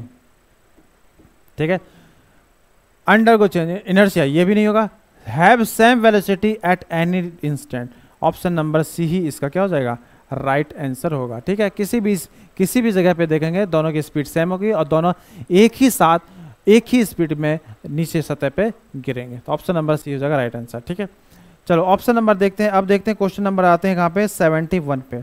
71 की क्या कहानी है भाई, how does vaccine work to provide immunity. अब जैसे कि मैंने आपको बोला था कि अगर मान लेते आपको वैक्सीन दी गई है, तो वो वैक्सीन आपको कैसे इम्यूनिटी प्रोवाइड करेगा, प्रतिरोधक क्षमता आपको कैसे वो प्रोवाइड करेगी। तो वही मैंने आपको बताया था, जैसे आपको वैक्सीन दी जाती है तो वैक्सीन में के साथ क्या होता है कि अब जैसे आपको वैक्सीन दे तो बॉडी में क्या होता है कि बहुत तरह के एंटीबॉडी बनने लगते हैं। वो एंटीबॉडी क्या करेंगे, वो एंटीबॉडी हमारी बॉडी की क्या करते हैं, सुरक्षा प्रतिरोधक क्षमता हमारी बॉडी की बढ़ा देता है। वैक्सीन का काम बेसिकली क्या होता है, हमारी बॉडी में एंटीबॉडी को बनाना। और उस एंटीबॉडी को भी कौन बनाता है, उस एंटीबॉडी को कौन बनाता है, एक सेल है जिसका नाम क्या है, बी सेल। बी लिम्फोसाइट क्या करता है, एंटीबॉडी को हमारे बॉडी में बनाता है। तो बोला जाएगा कैसे इम्यूनिटी प्रोवाइड करा, तो कैसे करेगा, एंटीबॉडी को बना के। तो आंसर क्या हो जाएगा यहाँ पे, एंटीबॉडी। एंटीबॉडी कहाँ भाई, तो by introducing a weaker and inactive virus into the body. अच्छा, by direct attach and destroy pathogen in the body by placing a virus. अच्छा कैसे प्रोवाइड कर रहा है, ठीक है। तो अब मुझे बताओ कैसे किया जाता है, वायरस कैसा रहता है, मॉडिफाई वर्जन में होता है, ठीक है, मॉडिफाई वर्जन में रहता है। और मान लेते तभी तो वो क्या करता है, हमारे बॉडी में आता है, मॉडिफाई इसको थोड़ा कर दिया जाता है। मॉडिफाई का मतलब क्या हुआ कि उसको पूरी तरह से इनएक्टिव कर दिया जाता है। और इनएक्टिव करने का मतलब हुआ कि वो हमारे बॉडी को हार्म नहीं पहुंचाएगा, वो उसका क्या करेगा, हमारे बॉडी में बॉडी उसके खिलाफ क्या करेगी, एंटीबॉडी बनाएगी, ठीक है। तो ऑप्शन नंबर क्या हो जाएगा, सी। मॉडिफाई का मतलब होता है कि उसको थोड़ा सा क्या कर देना, इनएक्टिव कर देना उस वायरस को, ठीक है। तो ऑप्शन नंबर सी हो जाएगा ऑप्शन आपका राइट, ठीक है। चलो बढ़े, अब 71 भी हो गया। अब आते हैं 72 पे।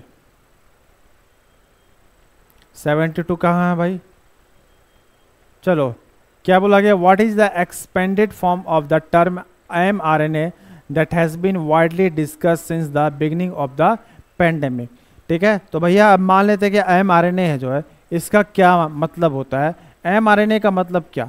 अब देखो मैं आपको बताता हूँ आरएनए की कहानी।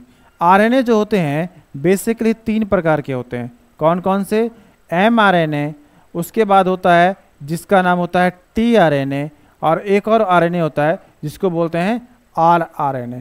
M का मतलब होता है मैसेंजर आरएनए, तो इसको हम लोग क्या बोलते हैं, मैसेंजर आरएनए। और आरएनए का फुल फॉर्म क्या होता है, राइबो न्यूक्लिक एसिड, ठीक है। तो राइबो न्यूक्लिक एसिड इसका होता है। तो mRNA का पूरा फुल फॉर्म क्या हो गया, मैसेंजर राइबो न्यूक्लिक एसिड, ठीक है। तो अगर देखा जाए तो mRNA किसको रिप्रेजेंट करता है, मैसेंजर। मैसेंजर देखो कहाँ वर्ड लिखा हुआ है, पहला ही है, तो ऑप्शन नंबर ए राइट हो जाएगा, ठीक है।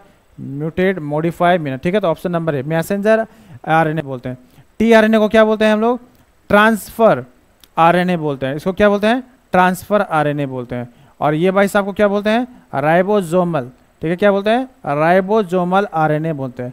अगर आपसे क्वेश्चन पूछा जाए कि which of the RNA are responsible to form the protein, तो प्रोटीन को कौन बनाता है, तो भैया प्रोटीन बनाने के लिए जो रिस्पॉन्सिबल होता है वो होता है हमारा rRNA। यही भाई साहब क्या करता है, प्रोटीन को बनाता है। mRNA क्या करता है, उस आरएनए को लेके मैसेज करता है, हमारे बॉडी में क्या करता है, मैसेज भेजता है, किसको, मैसेज करता है किसको, tRNA को, कि भैया कौन सा हमको प्रोटीन चाहिए, ठीक है। ये प्रोटीन को, तो ये डिटेक्ट कर लेता है प्रोटीन को जो हमारी बॉडी की जरूरत होती है, ये डिटेक्ट करता है। ये डिटेक्ट करके किसको बोल देता है, ट्रांसफर आरएनए को पकड़, बोलता है कि भैया वो हमको चाहिए कौन सा, वो वाला प्रोटीन, वो वाला एमिनो एसिड हमको चाहिए। ये उस एमिनो एसिड को पकड़ता है, पकड़ के लेके कहाँ पे आता है, आरएनए के पास, और ये भाई साहब उसको किसमें कन्वर्ट कर देता है, प्रोटीन में कन्वर्ट कर देता है, ठीक है।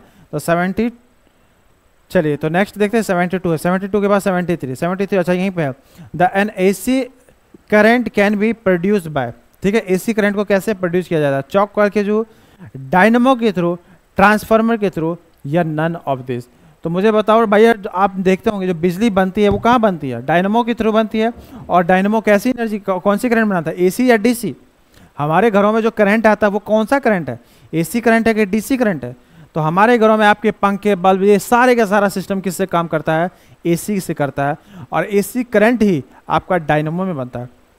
डायनेमो बेसिकली क्या करता है, उसमें क्या होता है कि मैग्नेट रहता है, और मैग्नेट और वायर, जो मैग्नेट और वायर से बहुत ज़्यादा उसको क्वाइल कर दिया, वायर मतलब मैग्नेट रहेगा और उस बहुत क्वाइल रहेंगे, उसको पूरा उसमें लपेट दिया जाता है, ठीक है। अब क्या किया जाता है, या तो हम क्वाइल को घुमाएं या मैग्नेट को घुमाएं, किसी को भी घुमाएं करंट बन जाएगा।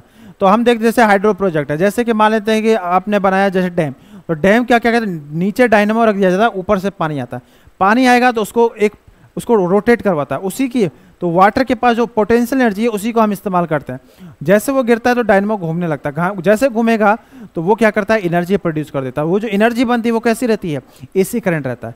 ठीक है, तो हर जगह यही कॉन्सेप्ट है। चाहे आप पवन ऊर्जा की बात करें तो पवन ऊर्जा में पंखे लगे रहते हैं, तो पवन क्या करती है, उस पंखों को घुमाती है, और घुमाने के बाद क्या होता है, डायनेमो क्या करता है, या तो उसमें मैग्नेट घूमेगा या तो कॉइल घूमेगा, कोई भी घूमेगा करंट बन जाएगा। एनटीपीसी आप देखते हैं, एनटीपीसी में जैसे कि जहाँ पे बिजली बनती है, ठीक है, वहां पे क्या जाता है, डायनेमो रहता है, कोयले से जलाते हैं, स्टीम रहती है, उस स्टीम का इस्तेमाल कैसे करते हैं, उस डायनेमो को घुमाने में, जैसे घूमेगा करंट बन जाएगी। तो करंट जो बनती है वो एसी करंट बनती है, और उस करंट को फिर ट्रांसफर किया जाता है। ठीक है, तो ट्रांसफर करने के फिर ट्रांसफर कर दिया जाता है। ठीक है, तो बेसिकली क्या होता है, डायनेमो ही क्या करता है, एसी करंट को बनता है। ट्रांसफार्मर का काम क्या होता है, ये क्या करता है, वोल्टेज को बढ़ाएगा या वोल्टेज को घटा देता है, यही इसका काम होता है। वोल्टेज को बढ़ाने या घटाने का काम किसका होता है, ट्रांसफार्मर का काम होता है। चलो आते हैं 72 के बाद 73 हो गया, 74 पे आते हैं। 74 भाई साहब कहाँ है, करंट डेंसिटी इज, वाह ये अच्छा क्वेश्चन था भाई। करंट डेंसिटी क्या है, एक scalar quantity, vector quantity, option number C दिया हुआ है कि डायमेंशनलेशन, या option number D none of this. बताओ इसका क्या आंसर होगा, करंट डेंसिटी। ठीक है, तो करंट डेंसिटी क्या होती है, मान लेता हूं कि ये करंट है, ठीक है, ये वायर है, ठीक है, इस वायर से करंट पास हो रहा है। ठीक है, तो करंट डेंसिटी को जे से रिप्रेजेंट करते हैं, इसका फॉर्मूला क्या होता है, करंट आई अपॉन ए। ठीक है, तो कितना करंट पास हो रहा है इन पर यूनिट एरिया। तो मान लेता हूं कि ये एरिया है, इस यूनिट से कितना करंट पास हुआ, तो यहां से मान लेते हैं करंट पास हो रहा है, यहां से भी करंट पास हो रहा है, यहां से भी करंट पास हो रहा है, तो पर यूनिट एरिया में जितना करंट पास होगा उसी को हम बोल देते हैं क्या, करंट डेंसिटी। ठीक है, अब ये भाई साहब स्केलर है कि वेक्टर, अगर ये कंडीशन मैंने बना दी। अगर मान लेता हूं कि मैंने एक ऐसा वायर ले लिया, ठीक है, अब मैं चाहता हूं कि मुझे करंट डेंसिटी निकालनी है, किसके अकॉर्डिंग, तो मान लेता हूं कि ये मैंने एक एंगल लिया, ऐसे ये एक एंगल लिया, ये इस एरिया के अकॉर्डिंग मैं चाहता हूं करंट डेंसिटी को निकालना। तो फिर कैसे निकालूंगा, तो करंट भाई साहब ऐसे मूव कर रहा है, करंट ऐसे मूव कर रहा है। अब देखो ये बेसिकली क्या होता है, करंट डेंसिटी क्या होता है, एक तरह से देखा जाए तो वेक्टर क्वांटिटी होता है, वेक्टर क्वांटिटी होता है। कैसे मैं बोल रहा हूं ये बात, यहां पे देखो, तो करंट डेंसिटी देखो इसकी डायरेक्शन कैसी होती है, जिधर करंट रहता है। ठीक है, और जब भी हम एरिया के अकॉर्डिंग निकालते हैं तो देखो करंट डेंसिटी और एरिया जो होता है, आप जो देखो ये करंट जो है और ये एरिया जो है, एरिया का हम एक वेक्टर निकाल देंगे। ठीक है, एरिया का एक वेक्टर निकालेंगे, तो एरिया वेक्टर और करंट के बीच हमेशा क्या होगा, एक परपेंडिकुलर का डिस्टेंस बना लेना चाहिए, परपेंडिकुलर होना चाहिए। जैसे कि मान लेते हैं ये आपका हो गया करंट डेंसिटी, ये एरिया हो गया, तो एरिया का वेक्टर किधर होगा, इस साइड होगा। अब मान लेता हूं कि ये करंट ऐसे मूव कर रहा था, यहाँ पे मैं थीटा ले लेता हूँ, तो मुझे बताओ इसके परपेंडिकुलर एक लाइन लूंगा, ये कौन सा हो जाएगी, तो इसको मैं क्या लिख सकता हूँ, ए कॉस थीटा ले लेता हूँ, और ये क्या हो जाएगा, ए साइन थीटा ले लेता हूँ। तो करंट डेंसिटी जब भी हम निकालते हैं तो एरिया हमेशा परपेंडिकुलर होना चाहिए किसके, करंट के। तो यहाँ पे ये कौन सा फैक्टर लेंगे, ये हम ये वेक्टर लेंगे ए कॉस थीटा, तो यहाँ पे जे की वैल्यू क्या लूंगा, आई अपॉन ए कॉस थीटा। तो मैं बोल रहा हूँ कि अगर मैंने एंगल चेंज किया तो वैल्यू भी मेरी क्या हो रही है, बदल जा रही है। वेक्टर क्वांटिटी किसको बोलते हैं, वैसी क्वांटिटी जो डायरेक्शन पे डिपेंड करते हैं। अब मैंने यहाँ पे देखो एंगल, मतलब कि डायरेक्शन मैंने बदला तो इसकी वैल्यू भी बदल गई, तो बदल गई तो मतलब ये स्केलर या वेक्टर, तो क्या बोलेंगे, वेक्टर क्वांटिटी है।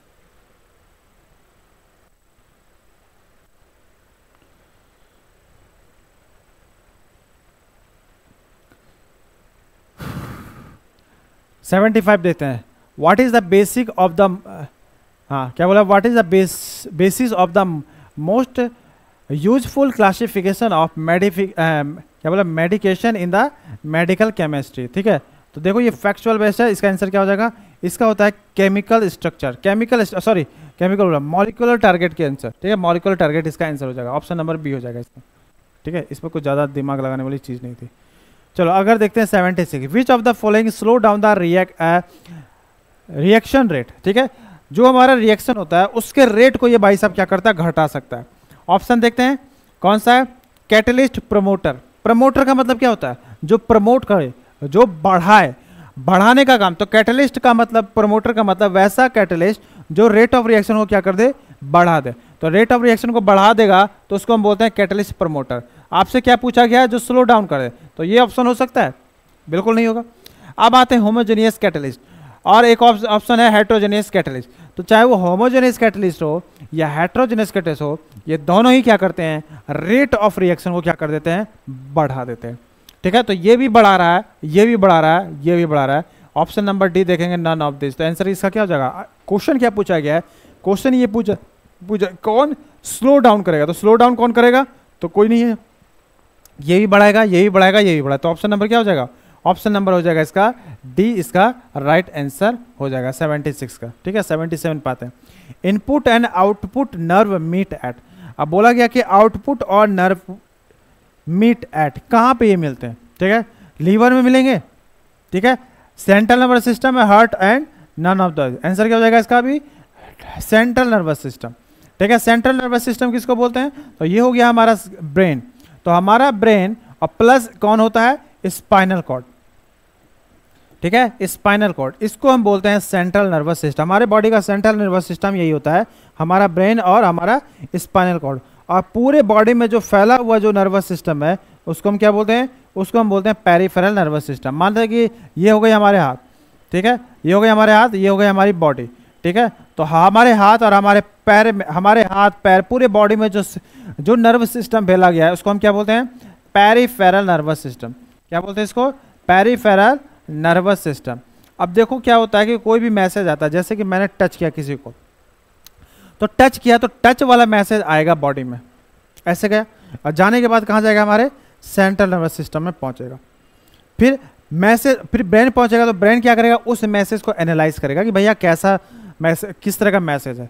मान लेते कि मैसेज, आपको पता चला कि दो तरह के टच होते हैं, एक होता है गुड टच और एक होता है बैड टच। मान लेते कि बैड टच है, तो गुड टच है कि बैड टच है, ये आपका हाथ डिसाइड नहीं करेगा, वो बस मैसेज लेके आ रहा है। पता चला कि वो बैड मैसेज था, तो ब्रेन के पास मैसेज किया, ब्रेन ने क्या किया, उसको एनालाइज किया, कैलकुलेट किया कि भैया किस तरह का मैसेज है। इसने बोला कि भैया ये कैसा है, बैड मैसेज है। तो फिर ब्रेन क्या करेगा, मैसेज फिर दोबारा भेजेगा, ठीक है, आपके हाथ को, कि भैया बैड मैसेज है, जो छू रहा है वो गलत तरीके से छू रहा है, तो दो तमेचा वहीं पे उसको, तो दो तमेचा जो उसको दिया जाएगा उस व्यक्ति को, तो दो तमेचे वाला मैसेज किसने भेजा, ब्रेन ने। तो यहाँ पे देखो आने वाला, यहाँ से मैसेज आ रहा है, ठीक है, तो ये हो गया कौन सा, इनपुट मैसेज। और फिर यहाँ से मैसेज जा रहा है कहाँ पे, आउटपुट मैसेज। तो इनपुट और आउटपुट मैसेज कहाँ मिल रहे हैं, ब्रेन के आसपास मिल रहे हैं, ठीक है, हमारे सेंट्रल नर्वस सिस्टम में ही मिलते हैं। तो ऑप्शन नंबर क्या हो जाएगा यहाँ पे, बी हो जाएगा। ठीक है, जो मैसेज हमारे, ठीक है, जो मैसेज हम टच करने के बाद हमारे बॉडी से ब्रेन तक जाता है उसको बोलते हैं सेंसरी मैसेज, और जो हमारे ब्रेन से हमारे ऑर्गन तक जाता है उसको बोलते हैं मोटर सिग्नल बोलते हैं। ठीक है, मोटर मैसेज उसको हम लोग बोलते हैं। ठीक है, तो 77 का क्या हो जाएगा, बी नंबर हो जाएगा। आते हैं 78 पे। 78 क्या है, largest number of thin strip of black paint are made on the surface of the convex lens of focal length 20 centimetre to catch the image of white horse, the image will be. अब क्या बोला गया कि भैया आपने एक lens लिया, कौन सा लेंस लिया, लेंस लिया आपने कनकेव लेंस। अब उसने क्या किया, कनकेव लेंस को आपने क्या किया, वहाँ पे कुछ वहाँ पे व्हाइट आपने क्या कर दिया, कलर कर दिया। अब उसके बाद आप क्या कर रहे हैं, इमेज को देख रहे हैं, तो आपको उस जिस जानवर को देख रहे हैं, तो क्या वो जेबड़ा, अच्छा क्या बोला, the number of black paint surface, अच्छा व्हाइट हॉर्स जो होगा वो अब कैसे नजर आएगा, ठीक है, वो जेबड़े की तरह नजर आएगा, या a horse of black strip, ठीक है, a horse of less brightness. Option number D, none of this. देखो क्या होगा यहाँ पे, कहानी नहीं, यहाँ पे थोड़ा सा समझते हैं। यहाँ पे बोला गया कि एक लेंस है, ठीक है, इस लेंस को मैंने क्या किया, ब्लैक कलर से मैंने क्या कर दिया, कलर कर दिया। ठीक है, यहाँ मान लेते ब्लैक कलर से कलर दिया, यहाँ पे भी कर दिया, यहाँ पे भी कर दिया, यहाँ पे भी कर दिया, और एक यहाँ पे मान लेते हैं कि कोई घोड़ा है, मान लेते यही घोड़ा है भाई साहब, ठीक है, व्हाइट घोड़ा है। अब इसको हम देख रहे हैं और इसकी इमेज को कैप्चर कर रहे हैं, तो आपको क्या लगता है, क्या ये जेबड़े की तरह नजर आएगा, ठीक है, या ब्लैक स्ट्रिप, या पूरा ब्लैक स्ट्रिप इसके नजर आएंगे, ठीक है, या हॉर्स जो होगा वो लेस ब्राइटनेस की तरह नजर आएगा। देखो इसका आंसर जो होगा वो होगा आंसर ऑप्शन नंबर सी हो जाएगा। ऑप्शन नंबर सी होगा, क्यों, क्योंकि यहाँ से जो लाइट आ रही है, तो भाई साहब देखो यहाँ पे जो ब्लैक स्ट्रिप आपने, ब्लैक मान ब्लैक किसी चीज़ से, ब्लैक से आपने कवर कर दिया, तो ये भाई साहब ये जो लाइट होगी फर्दर आगे नहीं जा सकती, मतलब कि ये भाई साहब इस लाइट को क्या करेगा, आगे जाने नहीं दे रहा। ठीक है, यहाँ पे लाइट को आगे जाने नहीं दे रहा, यहाँ तो लाइट आगे जाने नहीं दे रहा है, तो कहाँ से लाइट आएगी, तो जिस पोर्शन को आपने कलर नहीं किया है या कवर नहीं किया ब्लैक चीज से, वहां से लाइट जाएगी, यहाँ से लाइट जाएगी। अब मुझे बताओ लाइट पहले की तुलना में कम जा रही है कि ज्यादा जा रही है, तो हम देखेंगे भैया कम जा रही है। क्यों, यहाँ पे हमने क्या किया, कवर कर दिया ब्लैक चीज से, तो लाइट कम जा रही है, तो उस वजह से जो इमेज बनेगी उसकी ब्राइटनेस ज्यादा होगी कि कम होगी, ऑफकोर्स क्या होगी, कम हो जाएगी। तो आपको जो हॉर्स नजर आएगा उसकी ब्राइटनेस आपको कम नजर आएगी, ऐसा नहीं कि वो आपको जेबड़ा नजर आएगा, ऐसा नहीं हो सकता। ठीक है, तो ऐसा नहीं हो सकता। तो 78 का हो जाएगा आपका सी नंबर। अच्छा 78 के बाद 79 पे आते हैं। 79 कहाँ गया भाई, the shrillness of the sound determined bye. ठीक है, तो श्रिलनेस का मतलब क्या होता है, पिच से। ठीक है, तो shrillness of the sound determined by amplitude of sound, wavelength of sound, velocity of sound या more than one of the above. ठीक है, अब देखो वेव जो श्रिलनेस जो होती है वो डायरेक्टली डिपेंड करती है किस पे, फ्रीक्वेंसी पे। अगर फ्रीक्वेंसी ज़्यादा तो श्रिलनेस ज़्यादा, फ्रीक्वेंसी कम तो श्रिलनेस कम। तो देखो कहीं पे भी आपको फ्रीक्वेंसी नज़र नहीं आ रही है, तो फिर कैसे बताएंगे इसको, तो फ्रीक्वेंसी जो होती है इसका इन्वर्सली प्रोपोर्शनल कौन होता है, इसमें होता है वेवलेंथ।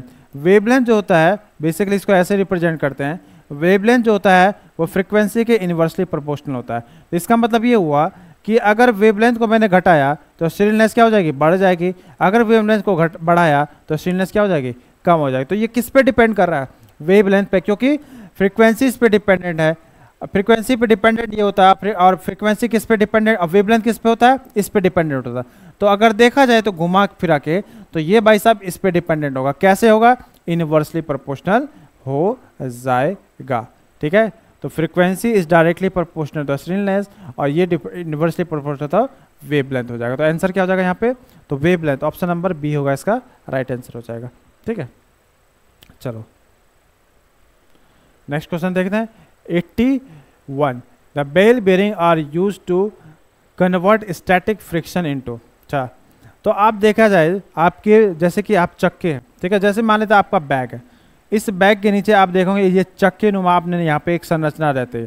ठीक है, मान लेता हूँ कि एक बैग ये है, ठीक है, आप इसको लेके जा रहे हैं और एक बैग ये है, इसको लेके जा रहे हैं।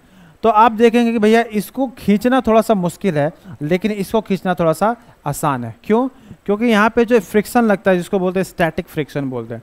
ठीक है, ये भाई साहब बहुत ज़्यादा यहाँ पे लग रहा है, इसके वजह से इसको खींचना थोड़ा सा मुश्किल होता है। यहाँ पे जो आप देख रहे हैं यहाँ पे हमने क्या लगा दिया, यहाँ चक्के लगा दिए, तो यहाँ पे इसको बोलते हैं रोलिंग। तो यहाँ पे जो फ्रिक्शन काम करता है वो रोलिंग फ्रिक्शन काम करता है, जिसकी मात्रा जो होती है इसकी तुलना में बहुत कम होती है, इसी वजह से आप इसको आसानी से खींच सकते हैं। तो बेसिकली ये क्या कर रहा है, तो ये बेसिकली किस में मदद करता है, आपके फ्रिक्शन इनटू रोलिंग में। तो ऑप्शन नंबर यहाँ पे क्या हो जाएगा, सी हो जाएगा। ठीक है, तो कन्वर्ट क्या करता है, ये स्टैटिक फ्रिक्शन को किस में कन्वर्ट कर देता है, रोलिंग फ्रिक्शन में। तो स्टैटिक फ्रिक्शन को ये किस में काम कर देता है, रोलिंग फ्रिक्शन में। और इसकी वैल्यू क्या होती है, स्टैटिक फ्रिक्शन बहुत ज़्यादा होता है और ये बहुत कम ही होता है। तो ज़्यादा है इसी वजह से ज़्यादा फोर्स लगाना पड़ेगा, कम है तो कम फोर्स ही लगाना पड़ेगा, काम इसमें आपका हो जाएगा। ठीक है, तो ऑप्शन नंबर आपका क्या हो जाएगा यहाँ पे, ऑप्शन नंबर हो जाएगा आपका सी। चलो नेक्स्ट देखें, नेक्स्ट देखते हैं कहाँ गया भाई, 82 था, अब 82 से आते हैं 83। Which among the following is a positive charge particle emitted by radioactive element. Radioactive element के जरिए जो पॉजिटिव चार्ज इमिट हो रहा है वो कौन सा है, अल्फा बीटा गामा या कैथोड रे। देखो मान लेता हूँ कि 3 तरह के आप देखेंगे पार्टिकल जिसका नाम है अल्फा बीटा गामा, यहाँ से बहुत सारे क्वेश्चन पूछे जाते हैं। अल्फा पार्टिकल बेसिकली जो होता है वो पॉजिटिव चार्ज पार्टिकल होता है, ये नेगेटिव चार्ज पार्टिकल है, इसमें कोई भी चार्ज नहीं होता है, मतलब कि जीरो चार्ज, कोई चार्ज नहीं। मास की अगर बात करूं तो इसका मास होता है 4 AMU, ठीक है, 4 एटॉमिक मास यूनिट। बीटा का जो मास होता है वो इलेक्ट्रॉन के बराबर होता है और इसका मास कितना होता है, 0 होता है। पेनिट्रेशन स्पीड की अगर बात करूं तो स्पीड, ये तो हो गया इसका मास, ये हो गया इसका चार्ज। ठीक है, अगर यहाँ पे बात करूँ स्पीड की तो स्पीड किसकी ज़्यादा होती है, तो स्पीड देखेंगे तो भैया इसकी स्पीड जो होती है वो 1/10 ऑफ स्पीड ऑफ लाइट होती है। ये क्या होता है 9/10 स्पीड ऑफ लाइट होता है। और ये भाई साहब स्पीड ऑफ लाइट से ही क्या करता है मूव करता है। तो सबसे ज़्यादा अगर स्पीड देखा जाए तो भाई साहब किसके पास है, गामा के पास है, उसके बाद बीटा के पास है, उसके बाद अल्फा के पास है। एक और क्वेश्चन पूछा जाता है पेनिट्रेशन पावर। तो पेनिट्रेशन पावर किसके पास, छिद्र किसी भी चीज़ में छेद कर सकता है, पेनिट्रेशन पावर किसके पास ज़्यादा है। तो देखो जिसके पास ज़्यादा स्पीड होगी पेनिट्रेशन पावर भी इसी के पास जाता है। तो सबसे ज़्यादा पेनिट्रेशन पावर इसके पास है और सबसे कम स्पीड किसकी है अल्फा की। तो सबसे कम पेनिट्रेशन पावर किसके पास होगी इस भाई साहब की। तो सबसे कम इसके पास है। पूछा क्या गया है, क्या है कौन सा इसमें चार्ज पार्टिकल कैसा है, पॉजिटिवली चार्ज पार्टिकल। तो पॉजिटिवली चार्ज कौन सा है अल्फा। ठीक है, तो यहाँ पे सारा अल्फा बीटा के बारे में हमने देख लिया। ठीक है, तो अल्फा बीटा कणों के बारे में सबसे पहले हमको जिस व्यक्ति ने बताया था उसका नाम क्या था, रदरफोर्ड भाई साहब थे। उन्होंने ही हमको अल्फा बीटा गामा के बारे में बताया था। ठीक है, चलो अब बोला गया a goalkeeper in a game of football pull his hand backward after the holding the ball shot at the goal, this enable to go. देखो अब मान लेते कि कोई भी बॉल है, आप नॉर्मली कैच पकड़िए। ठीक है, मान लेते आप नॉर्मली ऐसे कैच पकड़ा और एक कैच ऐसे पकड़िए, जैसे हाथ है वैसे बॉल को हाथ को थोड़ा सा पीछे की तरफ खींच लीजिए। तो क्या होगा, आप एक बार डायरेक्ट कैच पकड़िए, डायरेक्ट कैच पकड़ेंगे तो आपको हाथ में थोड़ा सा जर्क लगे, चोट लगेगी। लेकिन वहीं पर अगर कोई कैच को पकड़ रहे हैं, आप पकड़ के थोड़ा सा हाथ अपने पीछे कर लिया तो आपको चोट उतनी महसूस नहीं होती है। ठीक है, या नॉर्मली अगर देखा जाए तो आप मान लेते हैं कि सरफेस एक है, हार्ड सरफेस पे आप जंप कीजिए और एक बालू पे जंप कीजिए, तो आपको जब हार्ड पिच पे आप जब जंप करेंगे तो आपको चोट ज़्यादा लगेगी, लेकिन बालू पे अगर आप जंप करेंगे तो आपको चोट इतनी महसूस नहीं होगी। तो ये क्या खेल है, बेसिकली क्या होता है कि बेसिकली जब हम कैच को पकड़ के हाथ पीछे कर रहे हैं तो बेसिकली क्या करें, हम उस बॉल के मोमेंटम को कम कर रहे हैं। तो मोमेंटम अगर कम हो जाएगा तो ऑटोमेटिक जो फोर्स होगा वो कम हो जाएगा, तो आपको बॉल के जरिए आपको जो चोट होगी वो कम लगेगी। तो मोमेंटम को हम कम कर देते हैं। ठीक है, तो पकड़ के क्या करें, मोमेंटम को कम करें, मोमेंटम कम तो चोट आपको कम लगेगी। तो बेसिकली क्या किया जाता है, मोमेंटम को क्या किया जाता है, कम किया जाता है। तो ऑप्शन नंबर क्या हो जाएगा इसमें, C, decrease the rate of change of momentum किया जाता है। ठीक है, 82 का आपका हो जाएगा सी। अब आते हैं 83 पे। अबे ये कहाँ चला गया, 83 कहाँ भाई, हाँ, विच among the following is A positively, अच्छा 83 तो हो गया, 83 भी हो गया, 82, अच्छा 84। Centripetal force is a responsible to, centripetal force किस चीज के लिए रिस्पॉन्सिबल होता है। ठीक है, अब देखो ये एक ऐसा फोर्स है जो नेचर में एग्जिस्ट ही नहीं होता। आपने ग्रेविटेशनल फोर्स को देखा है कि दो जो मास होते हैं, दो मास के बीच में जो लगने वाला फोर्स होता है उसको कौन सा फोर्स बोलते हैं, ग्रेविटेशनल फोर्स बोलते हैं। अगर ये दो सरफेस के बीच में जो फोर्स लग रहा है वो कौन सा होता है, फ्रिक्शन फोर्स होता है। दो मैग्नेट के बीच में लगने वाला फोर्स मैग्नेटिक फोर्स होता है। दो चार्ज के बीच लगने वाला फोर्स इलेक्ट्रोस्टैटिक फोर्स होता है। तो अलग अलग तरह के आपने फोर्स देखे हैं। एक होता है सेंट्रीपिटल फोर्स। आप मुझे बताइए ये नेचर में कहीं भी आपने ये फोर्स कहीं पे भी आपने एक्सपीरियंस किया हो या कहीं नेचर में एग्जिस्ट करता हो, ये कहीं पे भी नेचर में एग्जिस्ट नहीं करता है। तो फिर ये फोर्स के बारे में हम बात क्यों कर रहे हैं। कुछ होता क्या है, बहुत सारे फोर्स ही जो होते हैं अपने आप में सेंट्रीपिटल फोर्स का काम करने लगते हैं। जैसे मैं आपको बताता हूँ, सेंट्रीपिटल फोर्स का मतलब वो ये होता है कि किसी भी चीज़ को अगर आपको सर्कुलर मोशन में लाना है, सर्कुलर मोशन का मतलब होता है किसी भी चीज़ को आपको घुमाना है, माने तो यही चीज़ है आपको घुमाना है, तो घुमाने के लिए किसी भी चीज़ को आपको एक फोर्स की जरूरत पड़ती है, that is centripetal force. Centripetal का फोर्स मतलब जो सेंटर के अंदर लगे। ठीक है, दो तरह के फोर्स होते हैं, एक सेंटर के अंदर लगता है, इसको बोलते हैं सेंट्रीपिटल फोर्स, जिसको ये नाम दिया, और इसी के अपोजिट एक और फोर्स लगता है जो इसका मैग्नीट्यूड जो होता है इसी के बराबर होता है, इसको बोलते हैं सेंट्रीफ्यूगल फोर्स। ठीक है, अब सेंट्रीपिटल फोर्स नेचर में एग्जिस्ट नहीं करता है, तो फिर ये भाई साहब आया कैसे। तो आप देखेंगे जैसे कि अर्थ जो है सन के चारों तरफ क्या कर रही है, सर्कुलर मोशन में मूव कर रही है। तो सर्कुलर मोशन में मूव कर रही है, इसका मतलब ये हुआ कि यहाँ पे सेंट्रीपिटल फोर्स है। मतलब कि किसी भी चीज़ को आपको सर्कुलर मोशन में अगर लाना है तो एक ही तब वहाँ पे आपको सेंट्रीपिटल फोर्स की ज़रूरत पड़ती है। तो मैंने आपको बोल रहा हूँ कि सेंट्रीपिटल तो नेचर में एग्जिस्ट ही नहीं करता, तो फिर कैसा है। तो मान लेते हैं कि ये अर्थ है, ये हमारा सन है, तो सन इसके चारों तरफ क्या कर रही है, रिवॉल्व कर रही है। तो इसका मतलब हुआ कि सेंटर की तरफ एक फोर्स लग रहा है, that force is centripetal force. तो भाई साहब यहाँ पे होता क्या है कि इन दो मास के बीच ग्रेविटेशनल फोर्स लग रहा है, ठीक है, ग्रेविटेशनल फोर्स, सन और अर्थ के बीच ग्रेविटेशनल फोर्स लग रहा है, और यही ग्रेविटेशनल फोर्स खुद एक सेंट्रीपिटल फोर्स की तरह काम करता है, जो सन, जिसकी वजह से अर्थ जो होती है सन के चारों तरफ रिवॉल्व करती है। तो किसी भी चीज को अगर घुमाना है तो सेंट्रीपिटल फोर्स की जरूरत पड़ेगी, और सेंट्रीपिटल फोर्स अगर आना है तो आपको कोई ना कोई एक फोर्स होगा, देना पड़ेगा, जिसकी वजह से वो घूमने। जैसे कि आप मान लेते हैं कि कोई भी आपने एक रस्सी ली, उसमें कुछ क्या बोलते हैं गिट्टी पकड़ लिया, ठीक है, या कोई भी चीज़ आपने उसमें बांध दिया, अब उसको घुमाना, तो घुमाने के लिए आपको एक फोर्स देना पड़ेगा। तो आपने जो फोर्स दिया, वही फोर्स किस में कन्वर्ट हो रहा है, सेंट्रीपिटल फोर्स में कन्वर्ट हो गया। अब ये सेंट्रीपिटल फोर्स उस चीज को घुमाने में मदद करेगा, ठीक है। तो सेंट्रीपिटल फोर्स किसी भी चीज को घुमाने में मदद करता है, ठीक है। तो ऑप्शन यहाँ पे देखो क्या बोला गया, तो centripetal force is responsible for the what, for the keep the body moving along the circular path. तो ऑप्शन नंबर क्या हो जाएगा, ऑप्शन नंबर यहाँ पे ए हो जाएगा।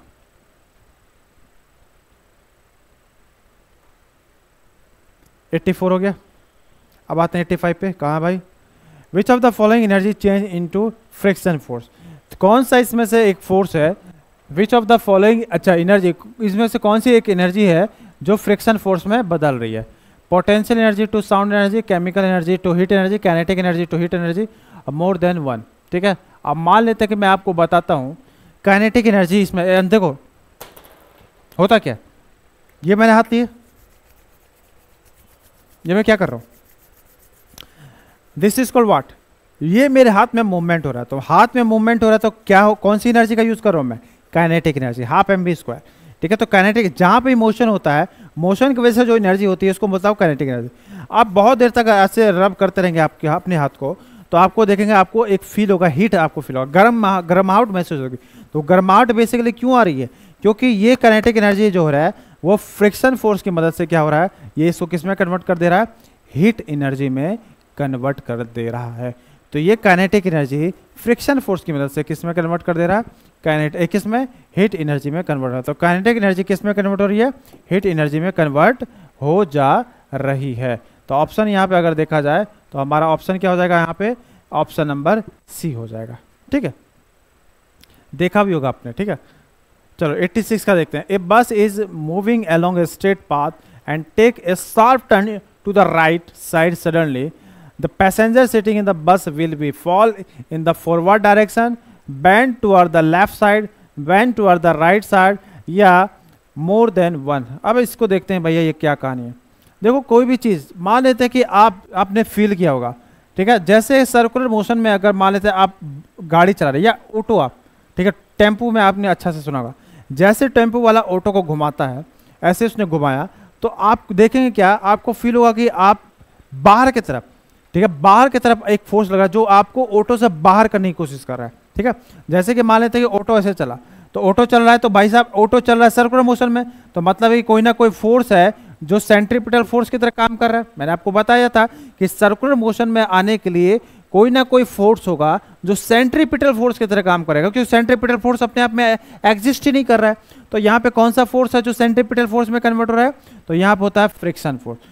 तो फ्रिक्शन फोर्स ही जो होता है वो भाई साहब किस में कन्वर्ट हो जा रहा है, सेंट्रीपिटल फोर्स में कन्वर्ट हो जा रहा है, ठीक है, सेंट्रीपिटल फोर्स में कन्वर्ट हो जा रहा है। अब सेंट्रीपिटल फोर्स सेंटर की तरफ लगता है और इसी के अपोजिट एक और फोर्स लगता है जिसको मैं क्या बोलता हूँ, सेंट्रीफ्यूगल फोर्स बोलता हूँ। सेंट्रीफ्यूगल फोर्स सेंटर के बाहर लगता है। अब मान लेते हैं कि इस यही फोर्स, जैसे कि आप क्या करेंगे, जैसे कि आपने क्या किया, ऑटो को जैसे घुमाया, तो ऑटो अगर मान लेते हैं कि सर्टेन स्पीड में ही क्या कर सकता है, यहाँ तक मतलब क्या बोलता है, स्लिप नहीं करेगा। अगर सर्टेन स्पीड से इसने ज़्यादा कर दी तो ये स्लिप हो जाएगा और यहाँ पे क्या होगा, ऑटो देखना सर्कल ऐसे आएगा तो ये बाहर की तरफ क्या हो जाएगा, फिक जाएगा, ये बाहर की तरफ ऐसे जो होगा स्लिप कर जाएगा, कौन सा, ऑटो। तो आदमी यहाँ पे जो बैठा है वो भी एक सेंट्रीफ्यूगल फोर्स की वजह से बाहर की तरफ एक फोर्स एग्जिस्ट करेगा, उसको लगेगा कि बाहर की तरफ हम गिर जाएंगे। तो अगर ऑटो लेफ्ट की तरफ, अगर राइट की तरफ उसने मोड़ा है तो आपको लेफ्ट की तरफ, मतलब कि इसके अपोजिट, तो लेफ्ट अगर राइट की तरफ मुड़ा है तो लेफ्ट की तरफ आपको बाहर की तरफ एक फोर्स आपको क्या करेगा, बाहर करने की कोशिश करेगा, दैट इज सेंट्रीपिटल फोर्स। तो अगर राइट में है तो लेफ्ट की तरफ आप क्या हो जाएंगे, थोड़ा सा मुड़ जाएंगे। तो यहाँ पे देखेंगे फॉल इन फॉरवर्ड डायरेक्शन, ये तो हो नहीं सकता। तो यहाँ पे अगर राइट साइड में है तो आप किधर हो जाएंगे, इसी के अपोजिट लेफ्ट साइड में आप मुड़ जाएंगे। ठीक है, ऑप्शन नंबर क्या हो जाएगा, बी हो जाएगा इसका राइट आंसर। चलो 86 के बाद 87 पे आते हैं। Before playing a orchestra in music concert क्या बोलता है, sitarist try to adjust their tension and pluck string suitable, by doing so they he is adjusting. ठीक है, मान लेते हैं कि गिटारिस्ट भाई साहब है ऑर्केस्ट्रा वाले, आपने देखा होगा कि वो अपने वायर को क्या करते हैं, टन टन टन टन कर रहा है। ठीक है, टन टन आ रहा है, ठीक है, टन टन कर रहा है, और बाकी जितने भी और लोग होते हैं उनके साथ क्या करता है, वो थोड़ा सा एडजस्ट करता है। ऐसा क्यों करता है, बेसिकली वो क्या कर रहा है, बेसिकली वो क्या कर रहा है, अपनी फ्रिक्वेंसी को, जो उसकी सीटा जो आप जो गिटार बजा उसकी फ्रिक्वेंसी को अदर इंस्ट्रूमेंट जो हैं, जो ऑर्केस्ट्रा के जो और भी उसके भाई साहब जो लोग हैं उनके साथ वो एडजस्ट करने की कोशिश करता है। ठीक है, एडजस्ट करने की कोशिश करता है। तो इसका आंसर क्या हो जाएगा आपका, तो अब देखेंगे by doing he is adjusting, क्या एम्पलीट्यूड ऑफ द साउंड, नहीं, इंटेंसिटी ऑफ द साउंड, नहीं, किसको, फ्रिक्वेंसी, फ्रिक्वेंसी को भाई साहब क्या करता है, एडजस्ट करने की कोशिश करता है। तो ऑप्शन क्या हो जाएगा यहाँ पे, ऑप्शन नंबर सी हो जाएगा। चलो नेक्स्ट देखें 88, क्या बोला गया, डिटेक्ट द ऑड वन, निम्नलिखित में कौन सा एक भिन्न है, ऑड है। कैसे पता करेंगे भाई ऑड है, सीमेंट को सेटिंग किया जा रहा है, मतलब कि सीमेंट है और इसमें मैंने क्या डाल दिया, इसमें भाई डाल दिया मैंने H2O, पानी डाल दिया, पानी डाल के भाई इसको मैंने क्या किया, ठीक है, इसको मैंने क्या बताया, सेट कर दिया, सीमेंट को सेटिंग ऑफ द सीमेंट हो गया। ठीक है, एक है बर्निंग ऑफ कोल, कोल को मैं जला रहा हूँ, राइपनिंग ऑफ फ्रूट। ठीक है, तो इनमें क्या आप में आपको इसमें से एक भिन्न नजर आ रहा है। अगर देखा जाए सेट, अब देखो कैसे बनाया जाए क्वेश्चन को, सीमेंट को अगर सेट कर रहा हो तो मान लेता कि मैंने सीमेंट लिया, पानी लिया, नॉर्मली मेरा सीमेंट है, अब यहाँ पे सीमेंट जो था अब ये बहुत ज़्यादा हार्ड हो गया। अब मैं बताओ ये यहाँ पे क्या हो रहा है, एक तरह का केमिकल चेंज हो रहा है कि नहीं, केमिकल चेंज हो रहा है। अब मैं वापस चाहता हूँ कि इससे मैं पानी को और सीमेंट को अलग कर लूँ, क्या ये पॉसिबल है, क्या ये पॉसिबल है, तो बोलेंगे भाई असंभव है। इसमें से फिर से मैं सीमेंट और पानी को या बालू को, ये बालू को तो कर ही सकता हूँ, सीमेंट और पानी को अलग नहीं कर सकता, तो वापस इसको मैं रिवर्स नहीं कर सकता हूँ। ठीक है, बर्निंग ऑफ कोल की बात कर रहा, कोल है आपका क्या, कोयला जल रहा है, तो कोयला जब जलेगा तो जलने के बाद भाई साहब क्या देगा, आपको हीट देगा, अब बाद में किस में कन्वर्ट हो जाएगा, मान लो कि ये राख में बदल गया, सब हो जाए, तो राख प्लस हीट को जोड़ के मैं क्या फिर से इसको कोयला बना सकता हूँ, क्या ये रिवर्सिबल है, तो बोलेंगे नहीं भाई ये भी रिवर्सिबल नहीं है। ठीक है, राइपनिंग ऑफ फ्रूट, फ्रूट पहले पका हुआ था, ठीक है, सॉरी कच्चा था, अब ये भाई साहब पक गया, पक गया का मतलब कि कुछ ना कुछ केमिकल रिएक्शन होगा तभी तो ये पका, अपने आप तो पका नहीं है। अब इस पके हुए आम को मैं फिर से क्या इसको मैं वापस ला सकता हूँ, फिर से मैं इसको कच्चे में कन्वर्ट कर सकता हूँ, तो बिल्कुल नहीं कर सकता हूँ।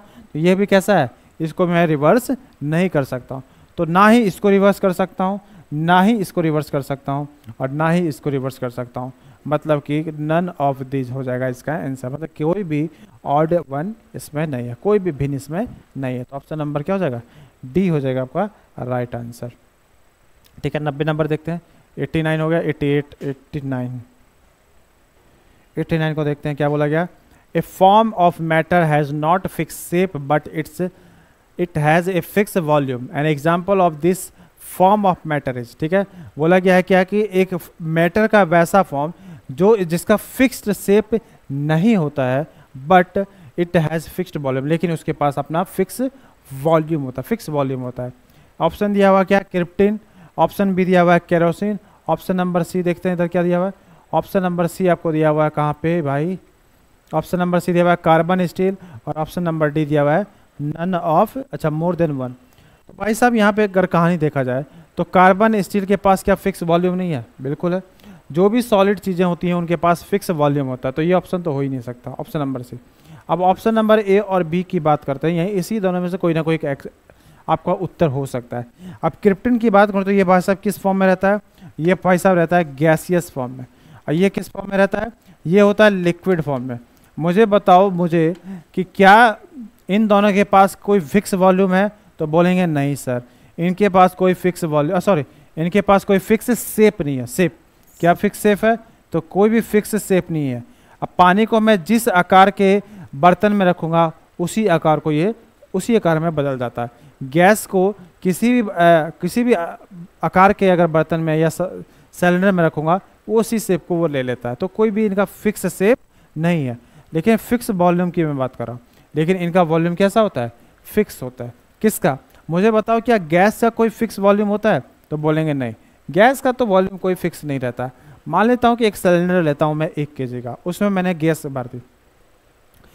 भर दी।